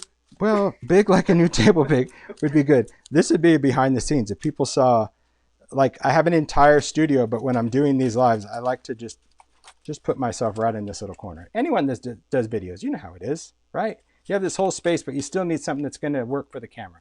Okay, I'm going to do this flourish, which is what I used on the other one, but I like this because it will show you that if you wanted to work with something that that doesn't necessarily have a specific design, like we did the flower, right? Get a cool pattern, like a flourish, and now we can just color and do whatever we want to do, right? We're going to do that over this background. Now this one, although we're going to do the same thing in a sense of we're going to apply glaze, instead of applying it over this one, this Crackle Paste, we're going to go into grit. Okay, this is going to give us a totally different effect. And I like to show this because that's why you need to know about textures and mediums. There's just not one that is the be all end all. Everyone just does something different, and you have to, you know, choose the ones you like and say, okay, this one's really cool. So we're going to work with translucent grit. What this is going to ultimately achieve is it's going to give us a glass-like finish. You see that? Look at that. Where it looks like, see, it looks like melted glass. And you might be like, hello, Captain Obvious. This is just like using clear embossing powder. Oh, contraire. This is totally different. This is thick. This has texture.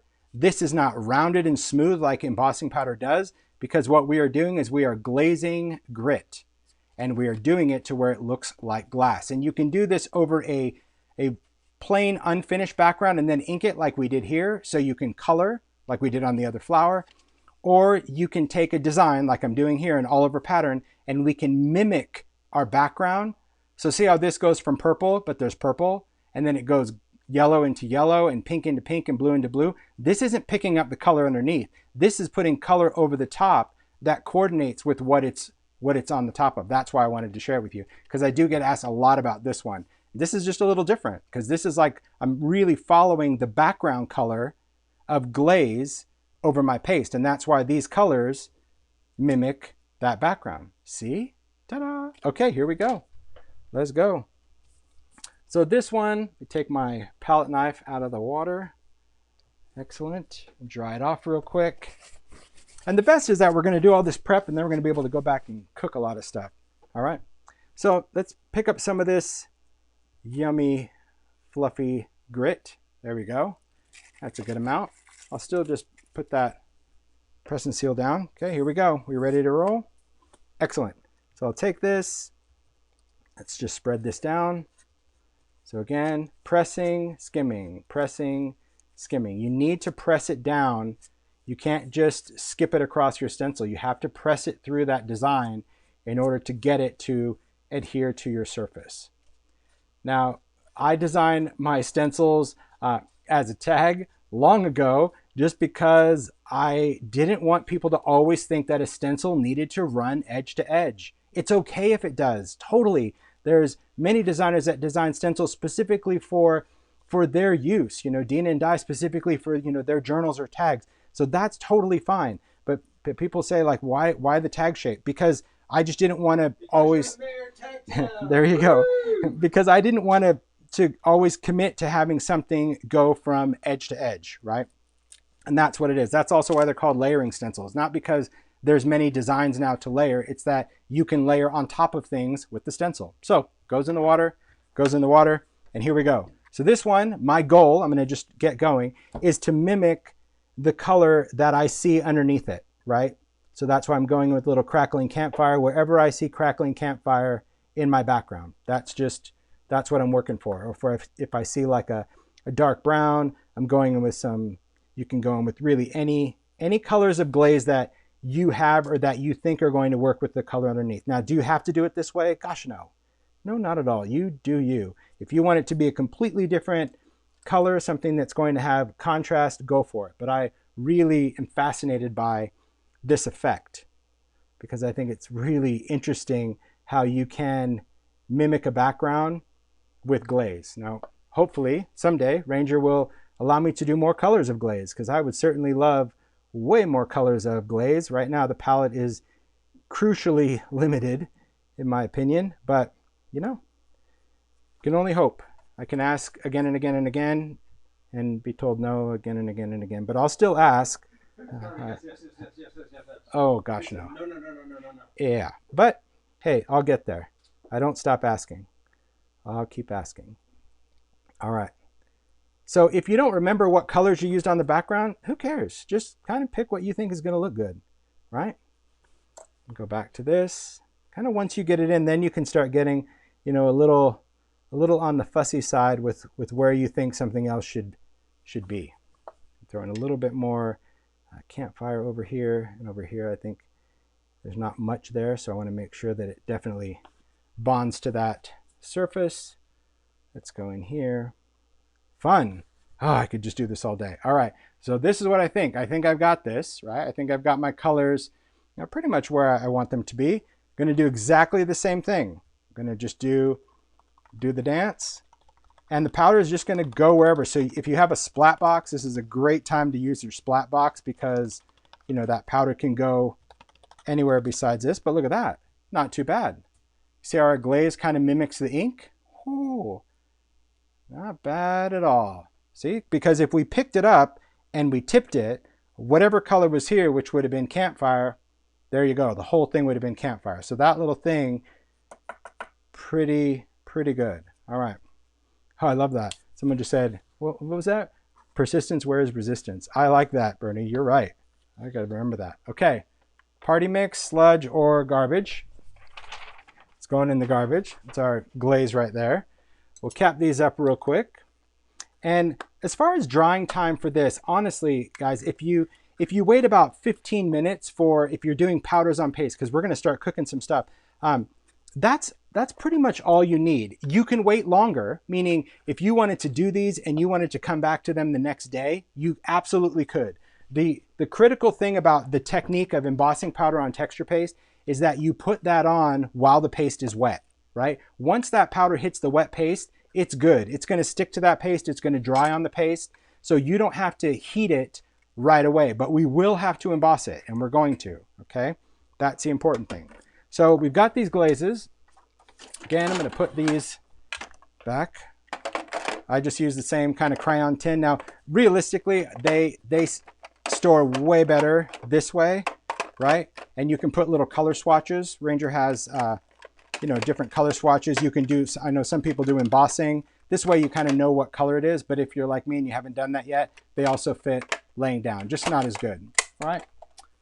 Okay, so we've got this. Let's press that down. Let's put this on. See, it's not bad, but how nice is it when you have all this stuff out? Let me make sure this is threaded right. There we go. When you have all this stuff out, that you just do it. That's what I was saying. If you can do compartmental kind of creating, yeah, you're making a mess. Yeah, you have stuff out. But by having it all just there, you don't have to worry about cleaning every single time. Now, when I have embossing powder on my glass mat, I just go in with a Swiffer. If you don't have something like this, really try to find something like this because it works so well for glitter and embossing powder on your mat. It just grabs all that stuff, so it's not like you're working on the beach. So good. All right. Then you can clean it. I know some people use microfiber cloths. I have an absolute disgust for those. They creep me out. I can't touch them.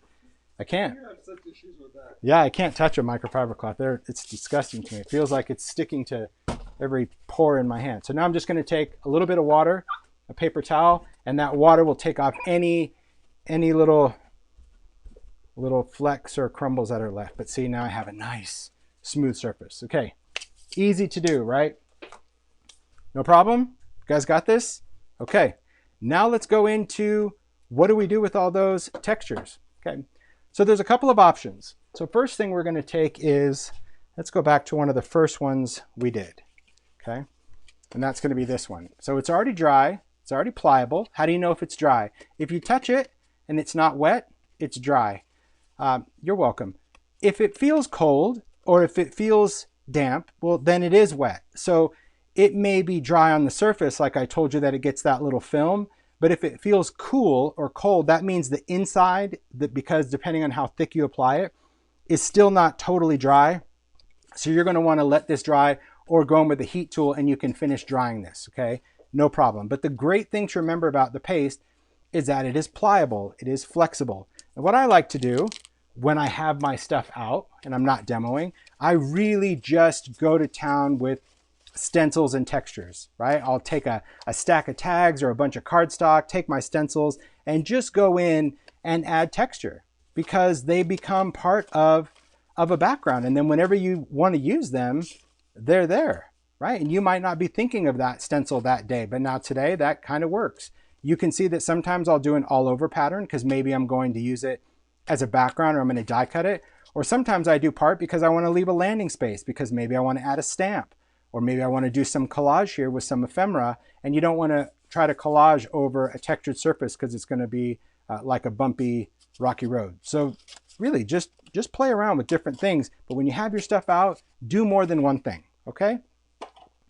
So how do we color this? What are some things that we can do to color this? Well, could you use an ink pad? Yes, you can. So if you use an ink pad, you have to go in and work that color on there. If you try to use a blending foam, whether it's a domed foam or regular foam, any kind of texture is going to erode your blending foam, no matter what. So I don't recommend using ink pads and blending over the top of this, okay? If you're going to ink over this, I would recommend some type of brush, some type of ink brush, some type of blending brush, and you can definitely go in and ink over the top of this with your ink pads.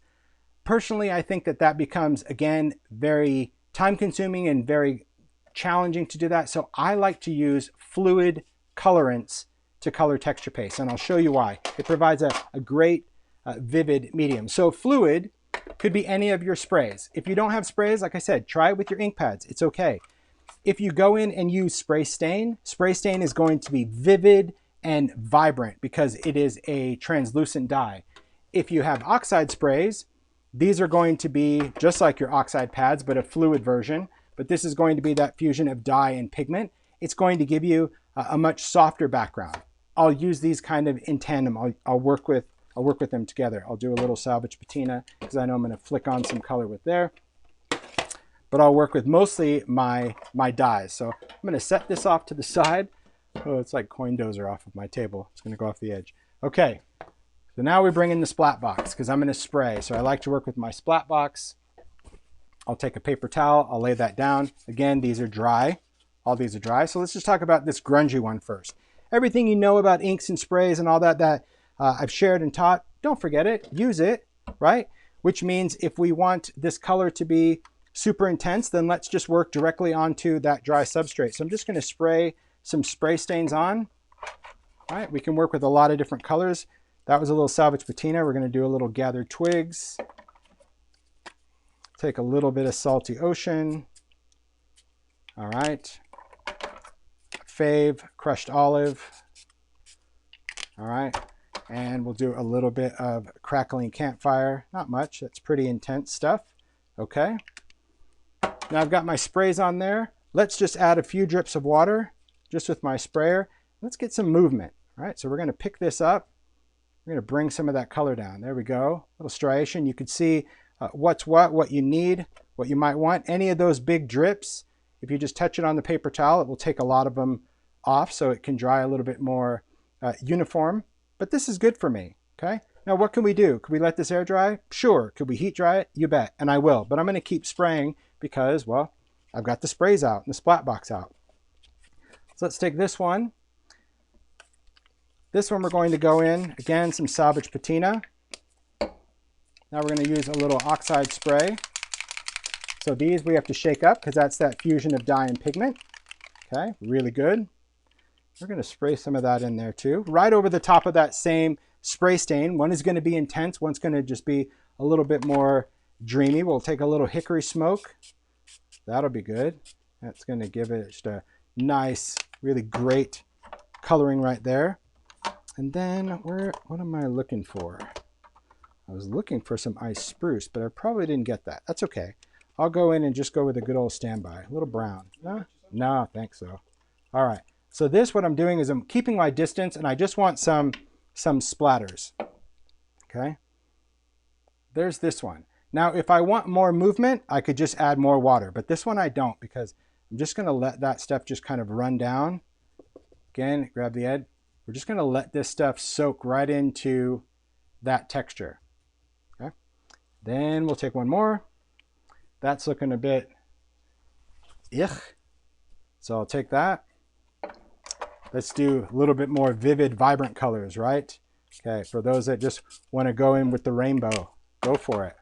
All right, we could take that. So even if you just did like pinks or reds, and you take a yellow and you overlap that, and then we take a blue and overlap that. See, there's your rainbow. Because pink goes into yellow, where that matches you get orange. Yellow goes into blue, where that matches you get green. And zippity-doo, you have a rainbow. 3 colors. Could you do all the other ones? Yes, but see, simple blend. But you could definitely put in, you want to throw a little bit of purple on, no worries there, right? We can just do that right along the bottom, and off we go. Okay, so these, you could save, you could do whatever. I'm just going to throw them away for now. So these backgrounds, what do we do with them? Could these air dry? Sure. But can we dry them with a heat tool? Yes, we can, because that texture paste is dry now. It's not going to bubble or blister, so now we're just going in and drying our inks. And we're just going to play around with different ones. Ooh, I got a little spot there. Let's get rid of that. Okay. Okay, now. Okay. Just using a heat tool at this point. Just going to try to get these set for just a minute, just so I don't have too much fluid movement. And then we're going to play around with different effects that we can get. Meaning, if I want that little drippy bit on this, use gravity to kind of help you. See how that ink is starting to drip right there? We're going to get that drip line. Hold that up while you're drying. That's going to give you that movement. So not everything, especially when it comes to people working with sprays, sometimes they just think everything has to just remain seated, please. You don't have to. You can pick that up after you spray it because you want to have that movement, that vivid movement. Nothing wrong with that. And once you get that, oh, look at that. That's nice. Then you can still lay that back down. Maybe I want to go in with a little bit of water. So this one I'm just going to flick some drops on just with the sprayer. But same thing. I can even help that along, kind of speed up gravity. See? So this one I want a drippy movement, just to show you some ways that we can play with colorants on our texture. This one, a little bit more grimy. So I'm going to spray quite a bit of water on this one, because I want to just get a whole different look on this background. We're going to dry it. Now, could you add color to this at any time? Yes, you could. Could you go back and spray? Yes. Could we add ink? Yes. Could we add crayon? Yes. And we will. We will add to these. This is just about building a foundation of texture. But what the water did when I sprayed a lot of water is this gave it almost a salt-like look. Okay? So take a look at that. You see how it's drying kind of almost like salty in there? Yeah, salty. So that's really just about adding water to the ink that's reacting and kind of creating that effect. Okay? And then we've got this one. We're not going to do anything to it. We're just going to dry it. And again, do you have to dry this with a heat tool? No. These could all completely air dry.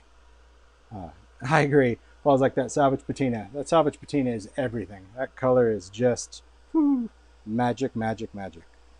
Okay. Just going to dry that.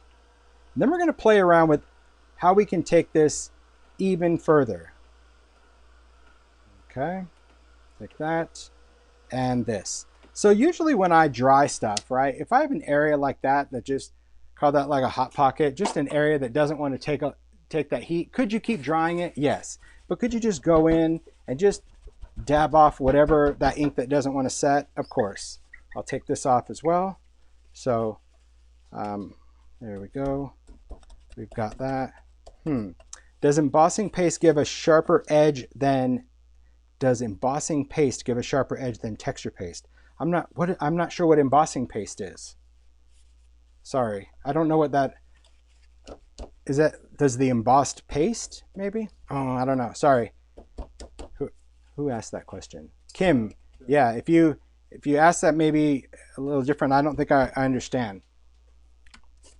If the embossed paste is a different texture, yes, and I'll talk about that because it's going to have a layer of plastic when we heat it. So here we've got tags that are, well, for the most part dry. Let's finish drying that.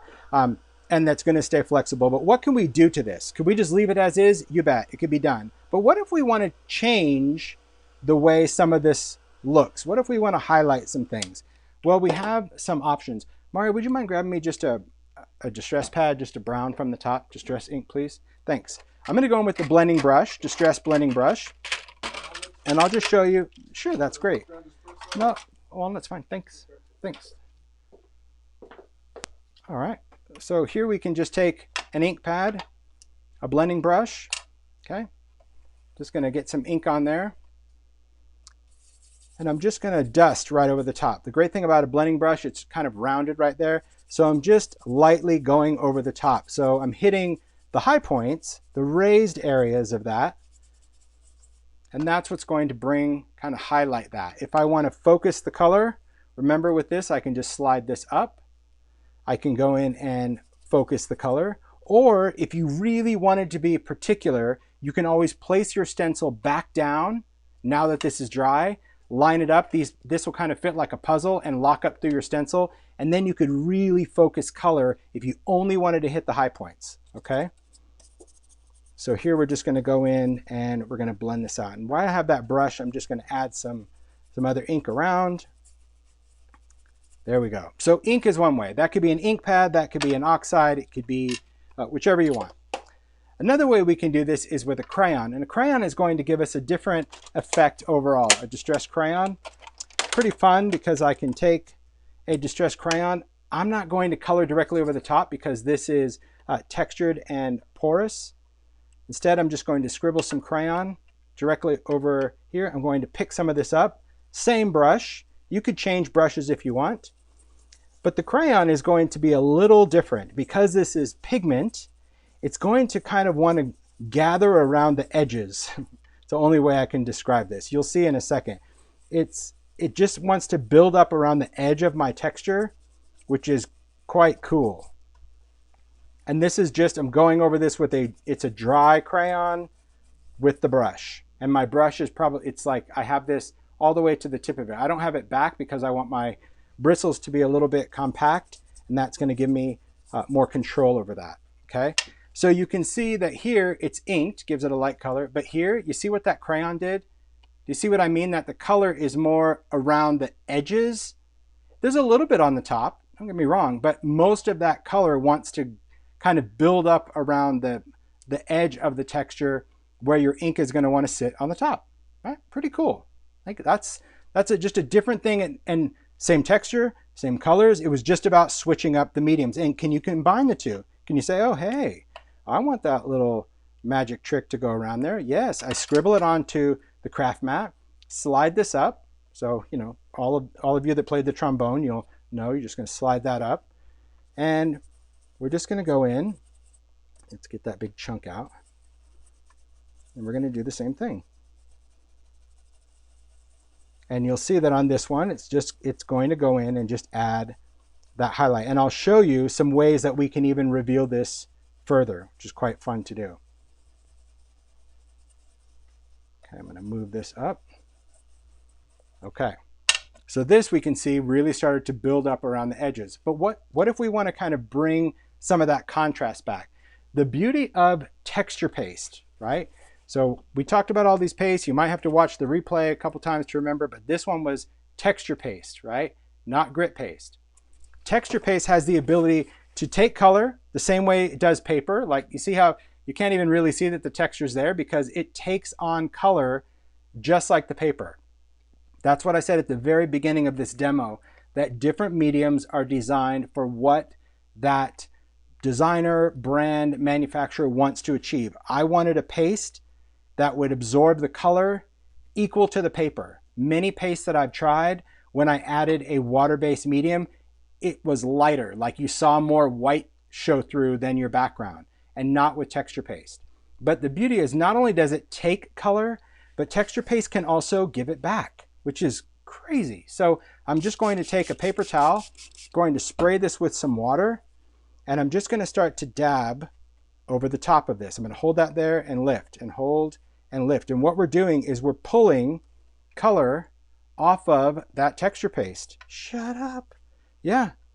So whether you used ink or whether you used crayon, as long as you use something that was water reactive, you can dab over the top of that, and that's what's going to bring back some of the contrast, right? So now I've got the tinting of the ink, the griming of the crayon, and the lifting of that to just create a very cool textured background. And can you do the same here? Absolutely, right? We can go in and do exactly the same thing. So watch as I just dab over the top of this. It's going to bring up some of those dots. All right. But you're still going to have the grime of the crayon. See, isn't that cool? And you could keep going, right? It's not just one time. You will need to get a clean part of the paper towel, because if paper towel is saturated with color, it's not going to lift any more color. But if I keep going, and the longer you hold, the more it's going to absorb that color out of that paste, right, with a paper towel. But you'll see that those just get lighter and lighter. Isn't that cool? Really neat. Now we got this guy. So this we can just leave as is, or we can play around with this one. I think for this one, what I'm going to do first is let's just create, just again, spray this. Can you spray directly on the tag? Absolutely you can. You can do that as well. All right. So we're just going to take this, press down. You can see already that color is coming through. Look at that. Yes, you could probably use that for something if that's what you're into. Is that going to transfer? Yes, that's okay, because I'm going to grunge this up, but look at that. How cool. Totally flexible, totally pliable. How else do you achieve that? I don't know, right? Other than Texture Paste. That's the great thing, okay? So we're just going to take this. Crayon just cleans right off. Because I used crayon on the brush, and this is just me, because I work with a set of brushes. Some people have a set for oxide and a set for ink. If that's you, I would use your oxide set for your crayon. But if you have one set, just take a baby wipe or a paper towel. Just wipe this until you don't see a significant amount of color come off anymore. A light amount is fine, and your brush is clean. Now you can go back to using your ink pads, right?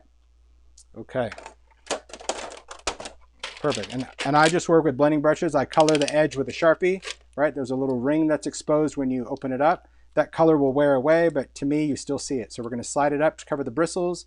There's the bump. There's the bump. So I've got red, orange, yellow, green, blue, purple, brown, and mystery. Yeah. Okay. So let's add a little bit of brown to that. Well, let's take a little bit of this. I'm going to take a little bit of crayon. I don't want to do too much grunge on this. I know that we can certainly grime it up, and I probably will when I work with it, but I think for right now, just want to add a little bit of crayon, just with my finger, just to create a little bit of more of a vintage vibe around that color.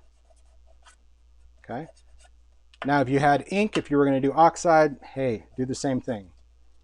Crayon's just going to be a little bit more opaque, and I have that medium right at my fingertips, pun intended.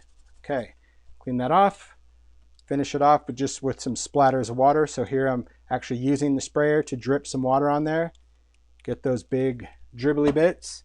Let that water sit for a second. Take this, press down, lift. And now it's going to lift off those water drops. Take a look at that.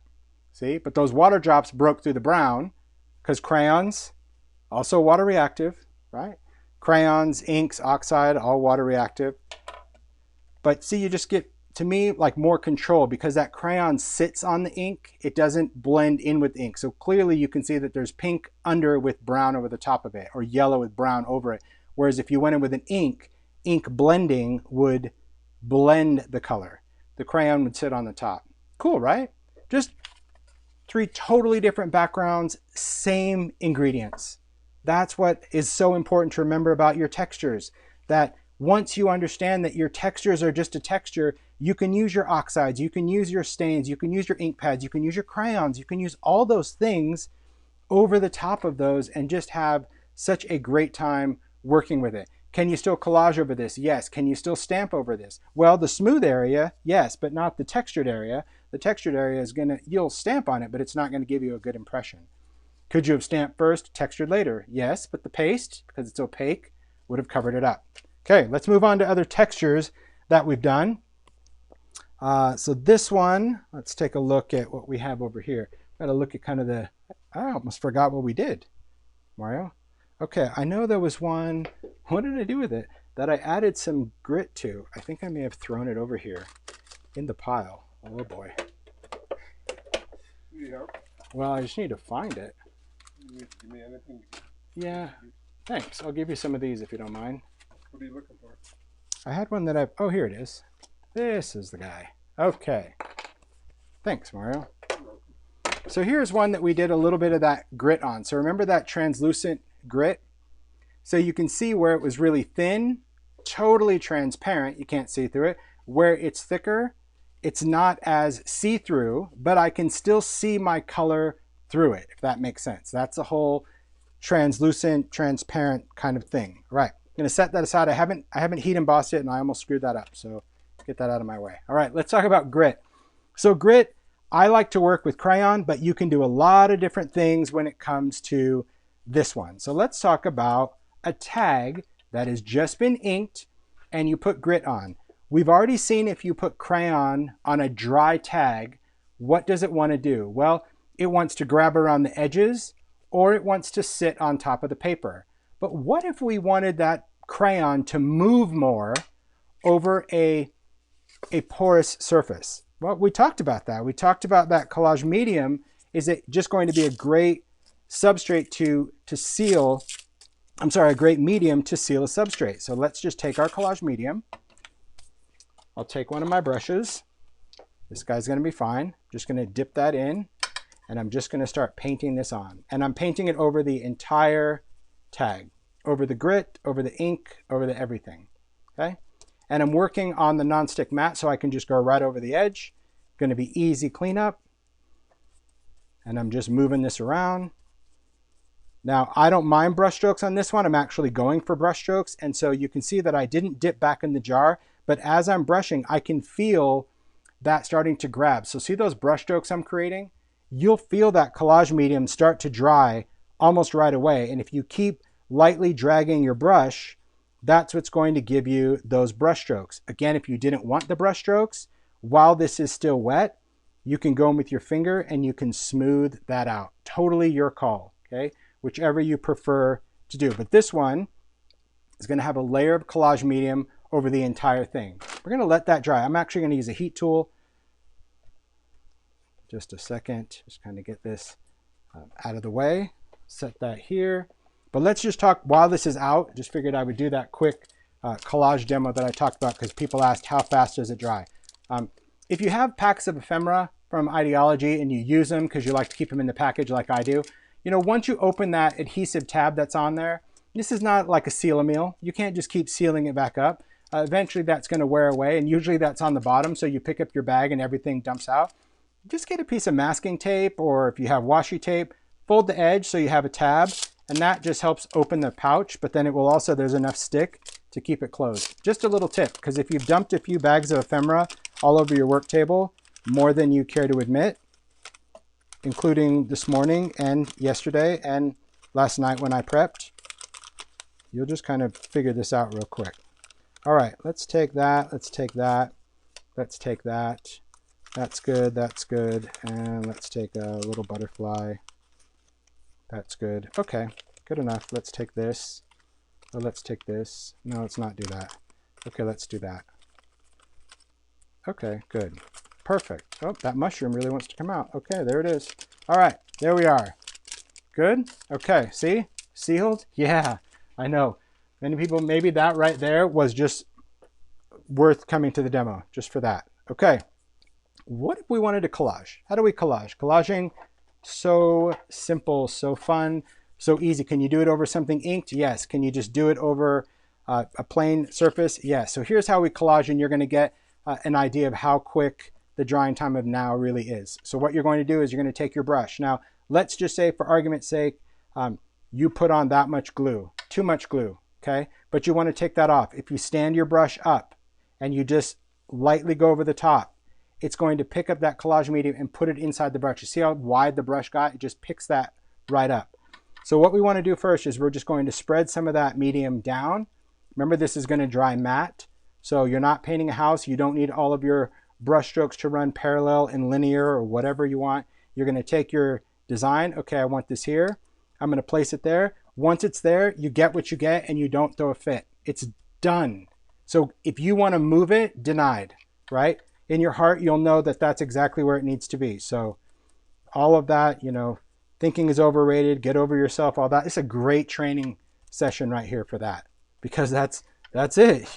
You know, if you're like, I'm gonna leave it right there. So once that's down, it's just down. But I like that, because there's so many times that I've gone to do a collage and I hate it because all my work, it feels like a slip and slide. It feels like I put something else on and 3 other things moved. You know, they got crooked, they did whatever. And that to me was annoying. But maybe this is annoying to you, right? Because you would rather have the option to, you know, move this around endlessly. That's totally fine. So once you press down into that, that is what secures it, okay? That's what's going to remove the air. And then I'm just going to quickly put a layer over the top. It just makes, to me, it makes collaging fun, because when I used to always be so intimidated by collage, I'm like, how do you know where to put stuff?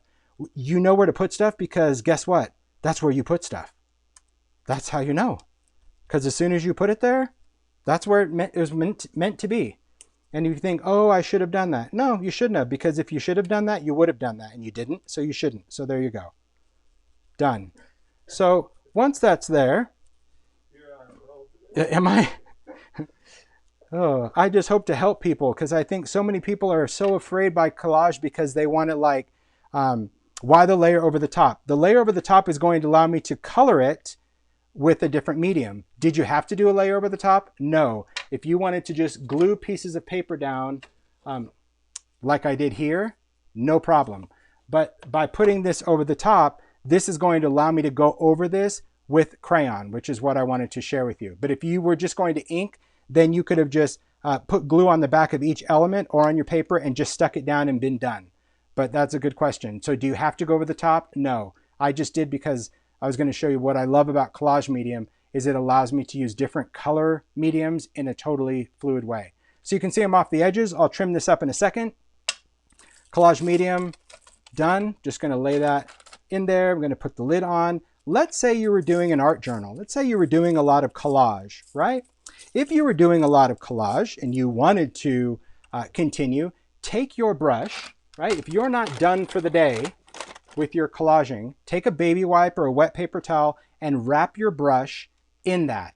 That is going to keep that glue wet the entire day. If this still feels damp, your brush is still damp, okay? What you don't want to do when you're collaging is keep this in water, take it out and start collaging again, because if you have a wet brush, you've added water to Collage Medium, and now you basically have other glues that create those ripples and bubbles. You'll see here that in this paper, there isn't that. It's totally flat.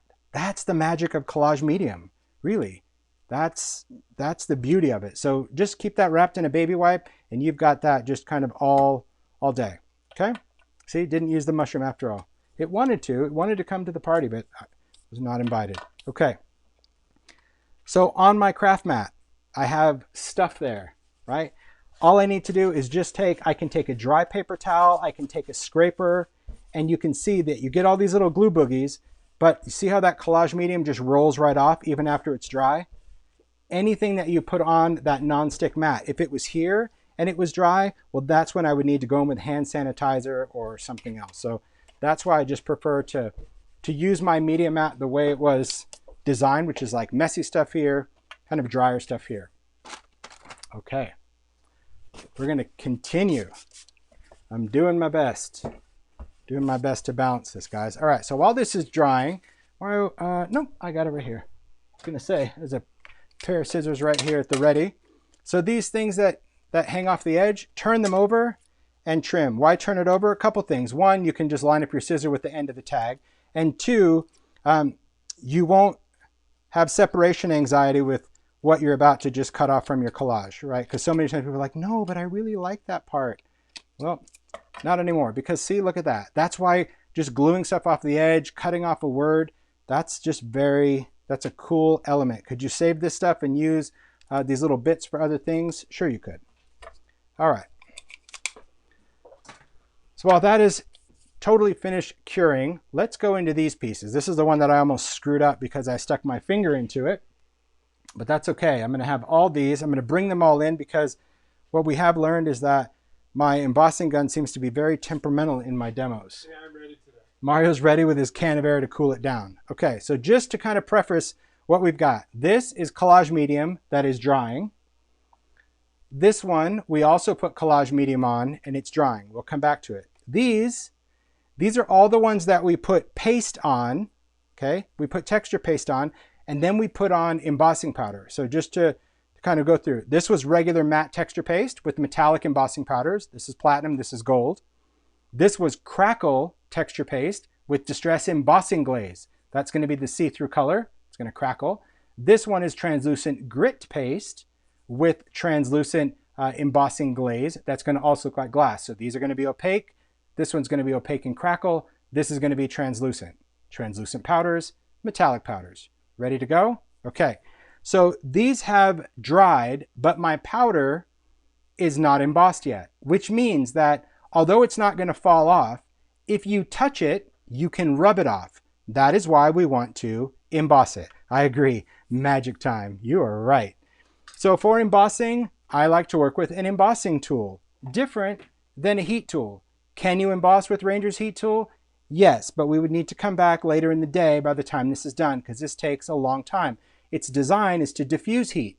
So this is really more for crafting, and that's why I use it for inks and paints and everything else under the sun. But for embossing, I prefer an embossing gun. Something that's going to have a smaller aperture, just really focuses that heat. But both this tool and this tool, same temperature. But it's just how it diffuses the heat that keeps the powder from, melting quickly, but this also keeps your inks from burning and blistering. So I just think you need kind of two different tools. So here we go. We're off.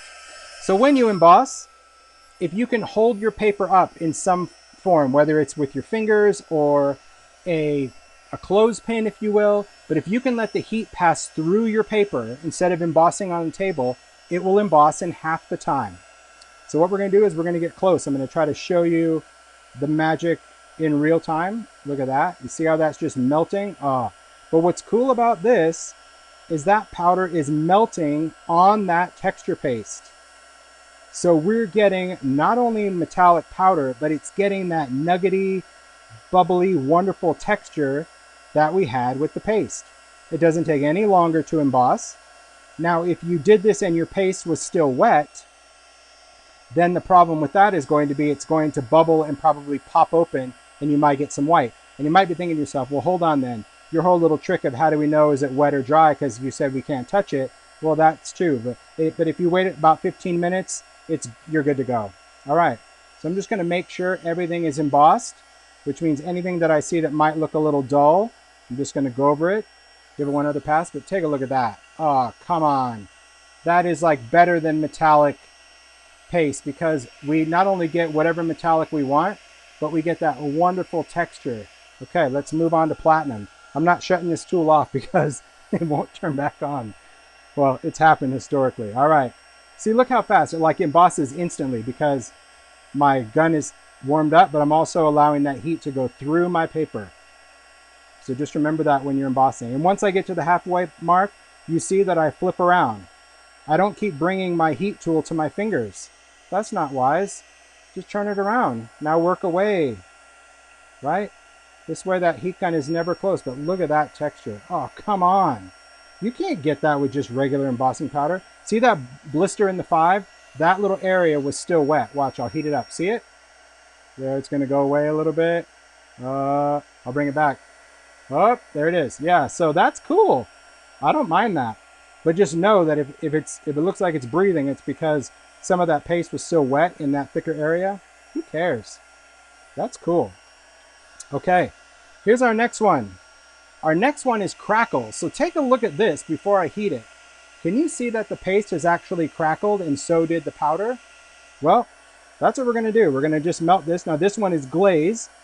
So because that glaze is translucent over the white, it's going to give it a very nice, soft, shabby, crackled glass look.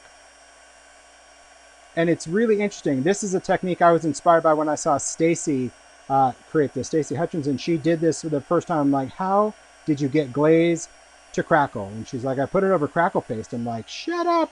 And it still crackled. So really, thanks for that inspiration. I've used it many, many times. I love seeing it again and again. I think it's just fascinating to have an embossing powder that has that ability to crackle, right? And that's just because the paste itself crackled, but because we put that powder on while the paste was wet, the paste went right along wherever the powder went right on wherever the paste decides to crack. All right, see, moving around. Always work away from your fingers. You don't have to be a contortionist when you're embossing. So we're just looking to make sure it's shiny. So take a look at that. See that? And I'll hold that closer. See how that's all crackled? We're still gonna be able to add color to that. Beautiful. Now we're gonna go to this guy. So this is the one that has grit. Okay, so this one is going to look more like glass. I'm not sure if this is totally dry. You know what? I'm gonna take my chances on this gun. I want this to dry because grit paste, right? As I mentioned, these were heat stable. Grit paste is not heat stable. And if you heat grit paste before it's dry, it will crackle and actually implode. It will fall like a cake. So you won't get the texture that you want. So I can just tell, because see this little exposed little nugget? It still looks white to me. So I'm just gonna give it some time. We're gonna do other things. I'll come back to that one at the very end. I promise, I won't forget, okay? So what do we have here? Well, we've got this beautiful texture that's completely flexible, completely pliable, but the texture is incredible and the shine. So think of all the embossing powders you have that you can use them. And can you mix and sprinkle regular embossing powders? Absolutely. This one, now the reason I did this one on a plain tag and this one also on a plain tag is because embossing powder is plastic. So these areas are resisted now. So I can go in now with a color and it is not going to impact this embossed design. So you can emboss and texture afterwards, or you can do it on a blank surface and then ink later. So let's do some inking real quick.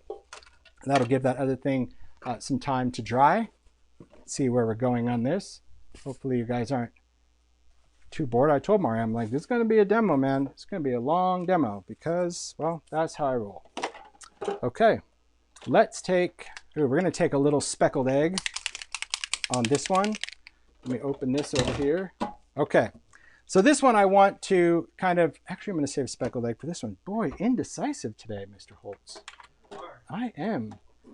Instead, I'm gonna save that one too. Everything I pick up for this tag, I'm like, ooh, let's use it for this. Frayed burlap. Frayed burlap's your friend in an oxide world. Okay, so this one I'm gonna shake up. So what I'm gonna do on this is, because I want my colors to blend on contact, I'm just gonna start with a wet surface.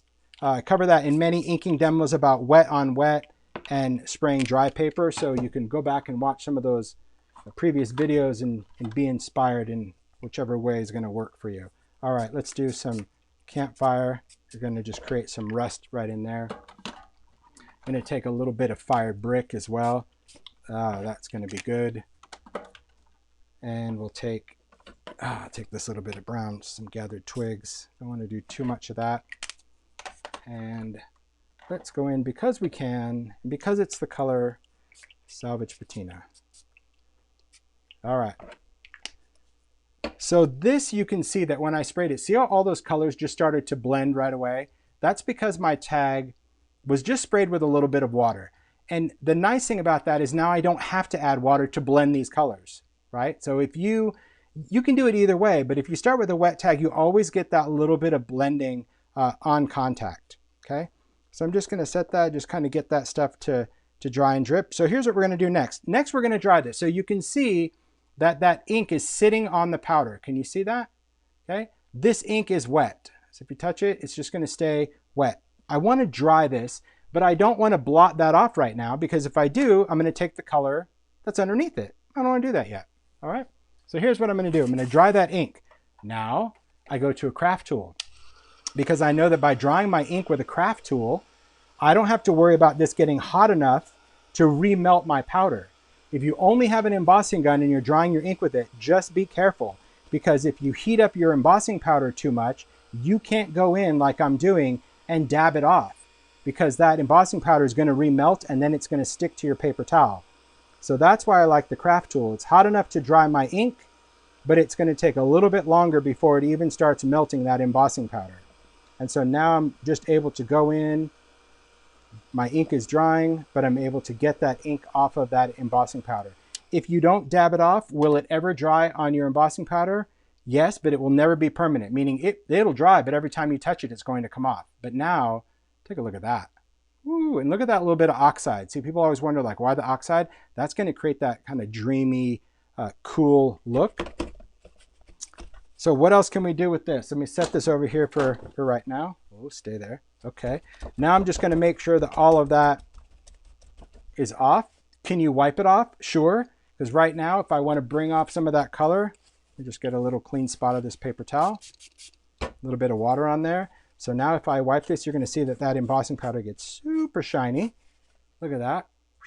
Yeah. Okay. But what if we wanted to add a little bit of, I don't know, shadow around here? How do I get just a drop shadow around an embossed textured design? Anyone? Mario, do you remember? I'm watching the students. Let's see. Anyone watching? If I want to just put a dark shadow around that texture, what would I do? What medium could I use? Come on, I'm just seeing who's the first one to answer in the chat. Come on. Here we go. What is it? Crayon. You got it. KC in California. You're right. I think it's California. I hope so. There you go. There we go. Now it blows up. Crayon, crayon. Well done, you guys. You're right. So if that's right, that just gosh, I just got actually chills. Like, look, Goose. Goosey's right there. That makes me so happy because you're right. See, once you remember that, when you're doing that and you're like, oh, this is cool, but man, I wish there was just like a little shadow around that. Ah, that's right. We have the technology. We know just what to do. We're going to take that crayon. We're going to take a brush. We're going to pick up some of that crayon. Now see like how kind of squishy it is? That's why I need to slide this forward to get those bristles just more compact. And now I'm just going to just work some of that brown in around those edges. Yeah. Cool. Well done, you guys. Makes me super happy. And just really, you want to work that in. We can still wipe over this embossing powder. That embossing powder is always plastic, so it's forever going to be resistant to anything that we put over the top of it. Can you go in with the crayon direct? Sure, I'll show you that. If you go in with the crayon direct, though, what you have to be careful of is it could get like so heavy on the paper because our paper is uncoated. That's why I wanted to do that other collage medium tag, to show you some different ways that we can use crayons with our textures and mediums. All right, let me just add a little bit more shadow here. I'm going to stay clear of that cool blue area for now. All right, so I've worked that brown in around the edge. Then I'll take just a paper towel, take a little bit of water. This could also be a baby wipe if we wanted it to. I'm just going to go back over that embossing powder. See, just to bring that out. Look at that. See, you're right. Look at that cool brown grunge around the edges, but my color still visible because we use crayon and a brush and not inks. Inks would have covered all of it, right? If you would have went in with a blending brush and your distress ink and oxide, you would have ended up inking everything. Cool background, right? Something cool. We could die cut this, you do whatever you want. We could still ink it and grunge it and splatter it and do a bazillion things to it. You totally can, all right? So this one that's crackled, well, let's add some color to it because that's certainly going to help showcase those crackles and everything a little bit more. So we're going to take this one.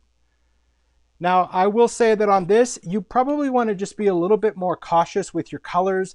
Don't do something super bold where it's going to distract. So I'm going to take some lighter colors. I think this is where I wanted to do. I'm going to do just a little bit of speckled egg on this too. There we go. Let's do some salvage patina. Okay. I'm going to take just a little bit of milled lavender. It's a very, very nice light purpley oxide. See, it's super nice. It's not intense, but it's very nice. And then let's see, what do I want to do here? Don't want to do that. Let's try a little hickory smoke. I don't know, that makes me a little nervous. And then we'll take, I don't have much light color, but let's do a little bit of crushed olive. There we go. Okay, that's going to work for me. Again, just going to add a little bit of water. Just want to get some movement around. Not too much, but see, just get it so it's not too compartmentalized. All right, good. Now we're going to dry it. Okay, let's keep going with this one. So this one, just like before, our paste was dry. Our crackle, we don't have to worry about anything on that, right? We don't have to worry about our embossing powder remelting because I've switched to a heat tool instead. Now I'm just drying the ink. I'm also letting a lot of that spray just kind of soak in to those cracks in between everything. This is another one that we could still go in with a crayon like we did before. I'm not going to because we just did it on the last one, but you'll get the idea on this. Want to add just a few little droplets just for effect. So I'll add that too. Okay. And then we'll just go in and just dab some of that off. Okay. So let's show you this one. So this one, really nice. There we go. Let's have the camera focus. Beautiful little crackled glass. Really, really nice. It just has a little bit of a shine. I'm not going to say glass. I guess this one just definitely looks a little bit more ceramic. Not so much like glass. The next one will look like glass because it's got a translucent base. Because remember, Crackle Paste is still opaque. But adding some crayon in there, that's going to highlight the cracks even more if you wanted to do that.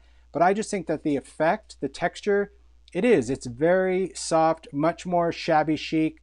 And I love the color gradient simply because we used distress embossing glazes, which are translucent. So it just looks like you kind of airbrushed or colored that texture. So just, again, something fun, something to try, right? Something just different. Okay, so we've got that.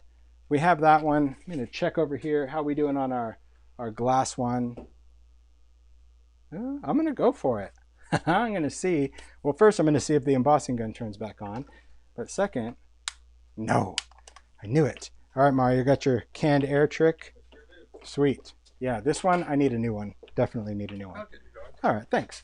Okay, so what I'll do while he is working on reviving my heat tool is we're going to go back to those ones with Collage Medium. So why did I do Collage Medium on this? Just to show you that if you had a background that you had any kind of, oh sure, whenever you're ready, I'll jump to it.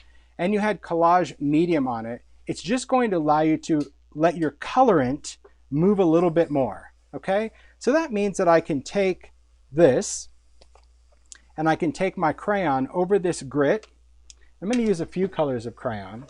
So let's take that. We'll take, oh, not right now. We interrupt this coloring for a cooking segment. Thanks, Mario. Here we go. A little cool air brought it right back. Let's cook this thing. So this one was translucent grit over an inked background with distress embossing glaze.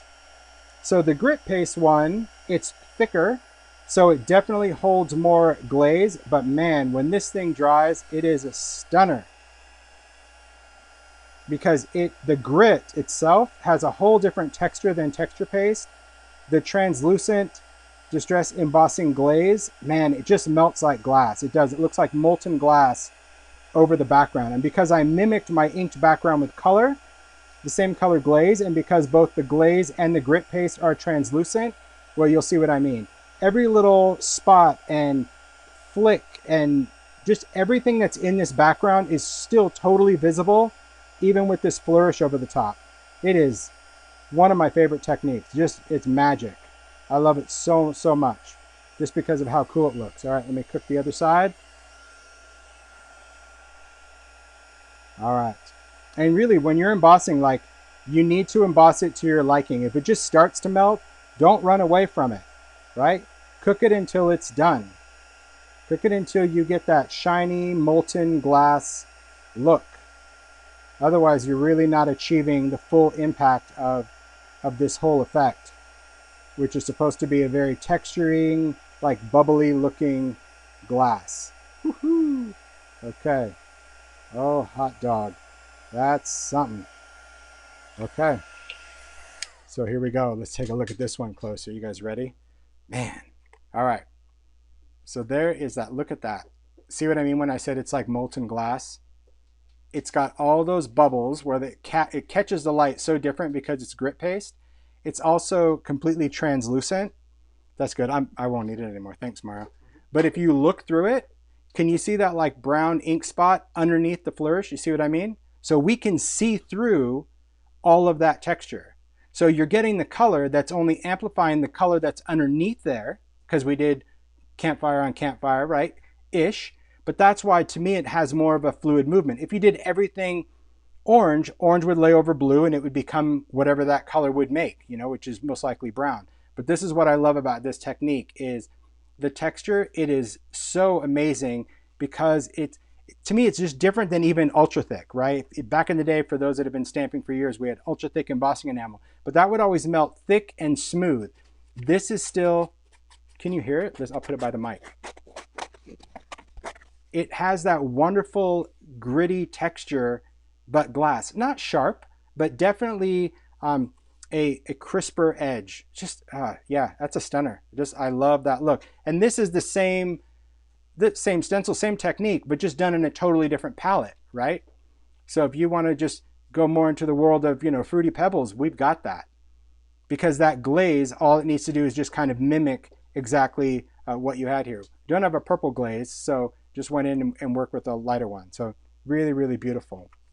So Winnie asked if you die cut it, will it crack? It will not crack. Nope. These are totally flexible and pliable. So you can die cut it. You can even use a paper punch through it. This is a texture. Remember, we put a layer of glaze on a texture medium. Now, back in the day, if this would have all been done with like ultra thick, whatever, yes, it would have shattered through a die cut machine, but it will not, because this is bond onto grit paste or texture paste or crackle paste, which means all of these stay flexible so you can die cut your backgrounds, right? That's the beauty of this. That's why when I showed you all those tins of stuff, just play. And this could be a card base, this could be cut up, this could be a die cut butterfly with this beautiful glass going through a wing. So many great things, all right? Unbelievable. One of my favorites. That's translucent grit paste and your distress embossing glaze, because we want the colors. Okay, so now onto translucent grit that we've put onto the edge of an inked tag, and then we covered this with some Collage Medium. What you're going to notice is on this one's going to be much easier to blend and much more forgiving because of that Collage Medium. So I know earlier someone asked, like, why did you put Collage Medium over this particular one? Well, just for this very reason, especially when you're collaging, because we're just gonna have some play. Let me get a little rust. So I'm digging through my crayons. Got my crayons in my crayon tin, so that's why I like it, because I love to be able to dig for colors that I want. There we go. Take a little rusty hinge, and I'll take a little. Ooh, there it is. There's some crackling campfire. Okay, so here's what we can do. We can color direct over the top this time, no problem. We can mix colors if we want. So I'm just lightly skipping that crayon over the top. The crayons have kind of a texture. It's kind of creamy dreamy, like some people say it's like a lipstick. So just has that look. I'm going with my finger. If your finger is too sensitive because it is grit that you're going over and you find this too rough on your fingers, then just pick up your brush and do the same thing with your brush, okay? Nothing wrong with that. Now, when we put the color on, you can see how that color goes off the edge, right? Now, if this were just a plain paper tag like when we did before, you get what you get. But because it has that layer of Collage Medium and distress crayons are water reactive, I can dip my finger in some water, and when I go over this, I can soften this color or remove this excess altogether, because the crayon is water reactive and this tag has a layer of Collage Medium, although you can't see it. Why? Because it's matte.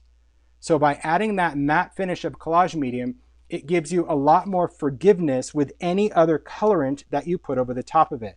Whereas on this one, it's in the paper and it's there, and that's great. So it really just depends.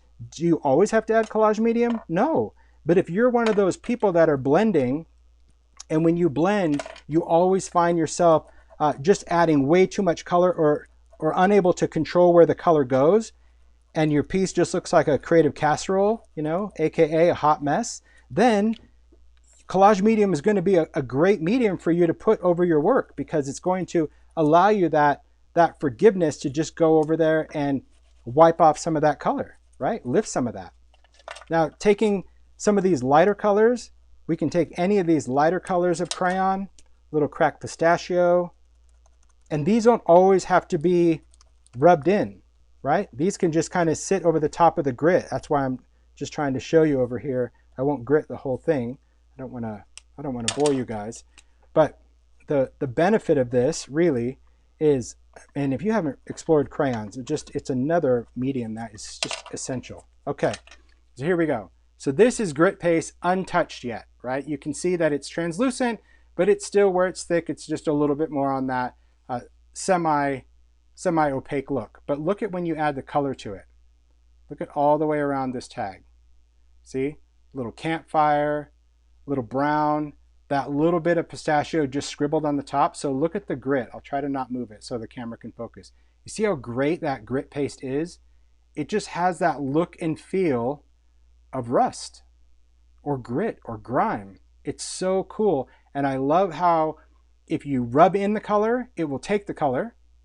But if you just lightly scribble the crayon over the top, it'll hit all those little speckly points.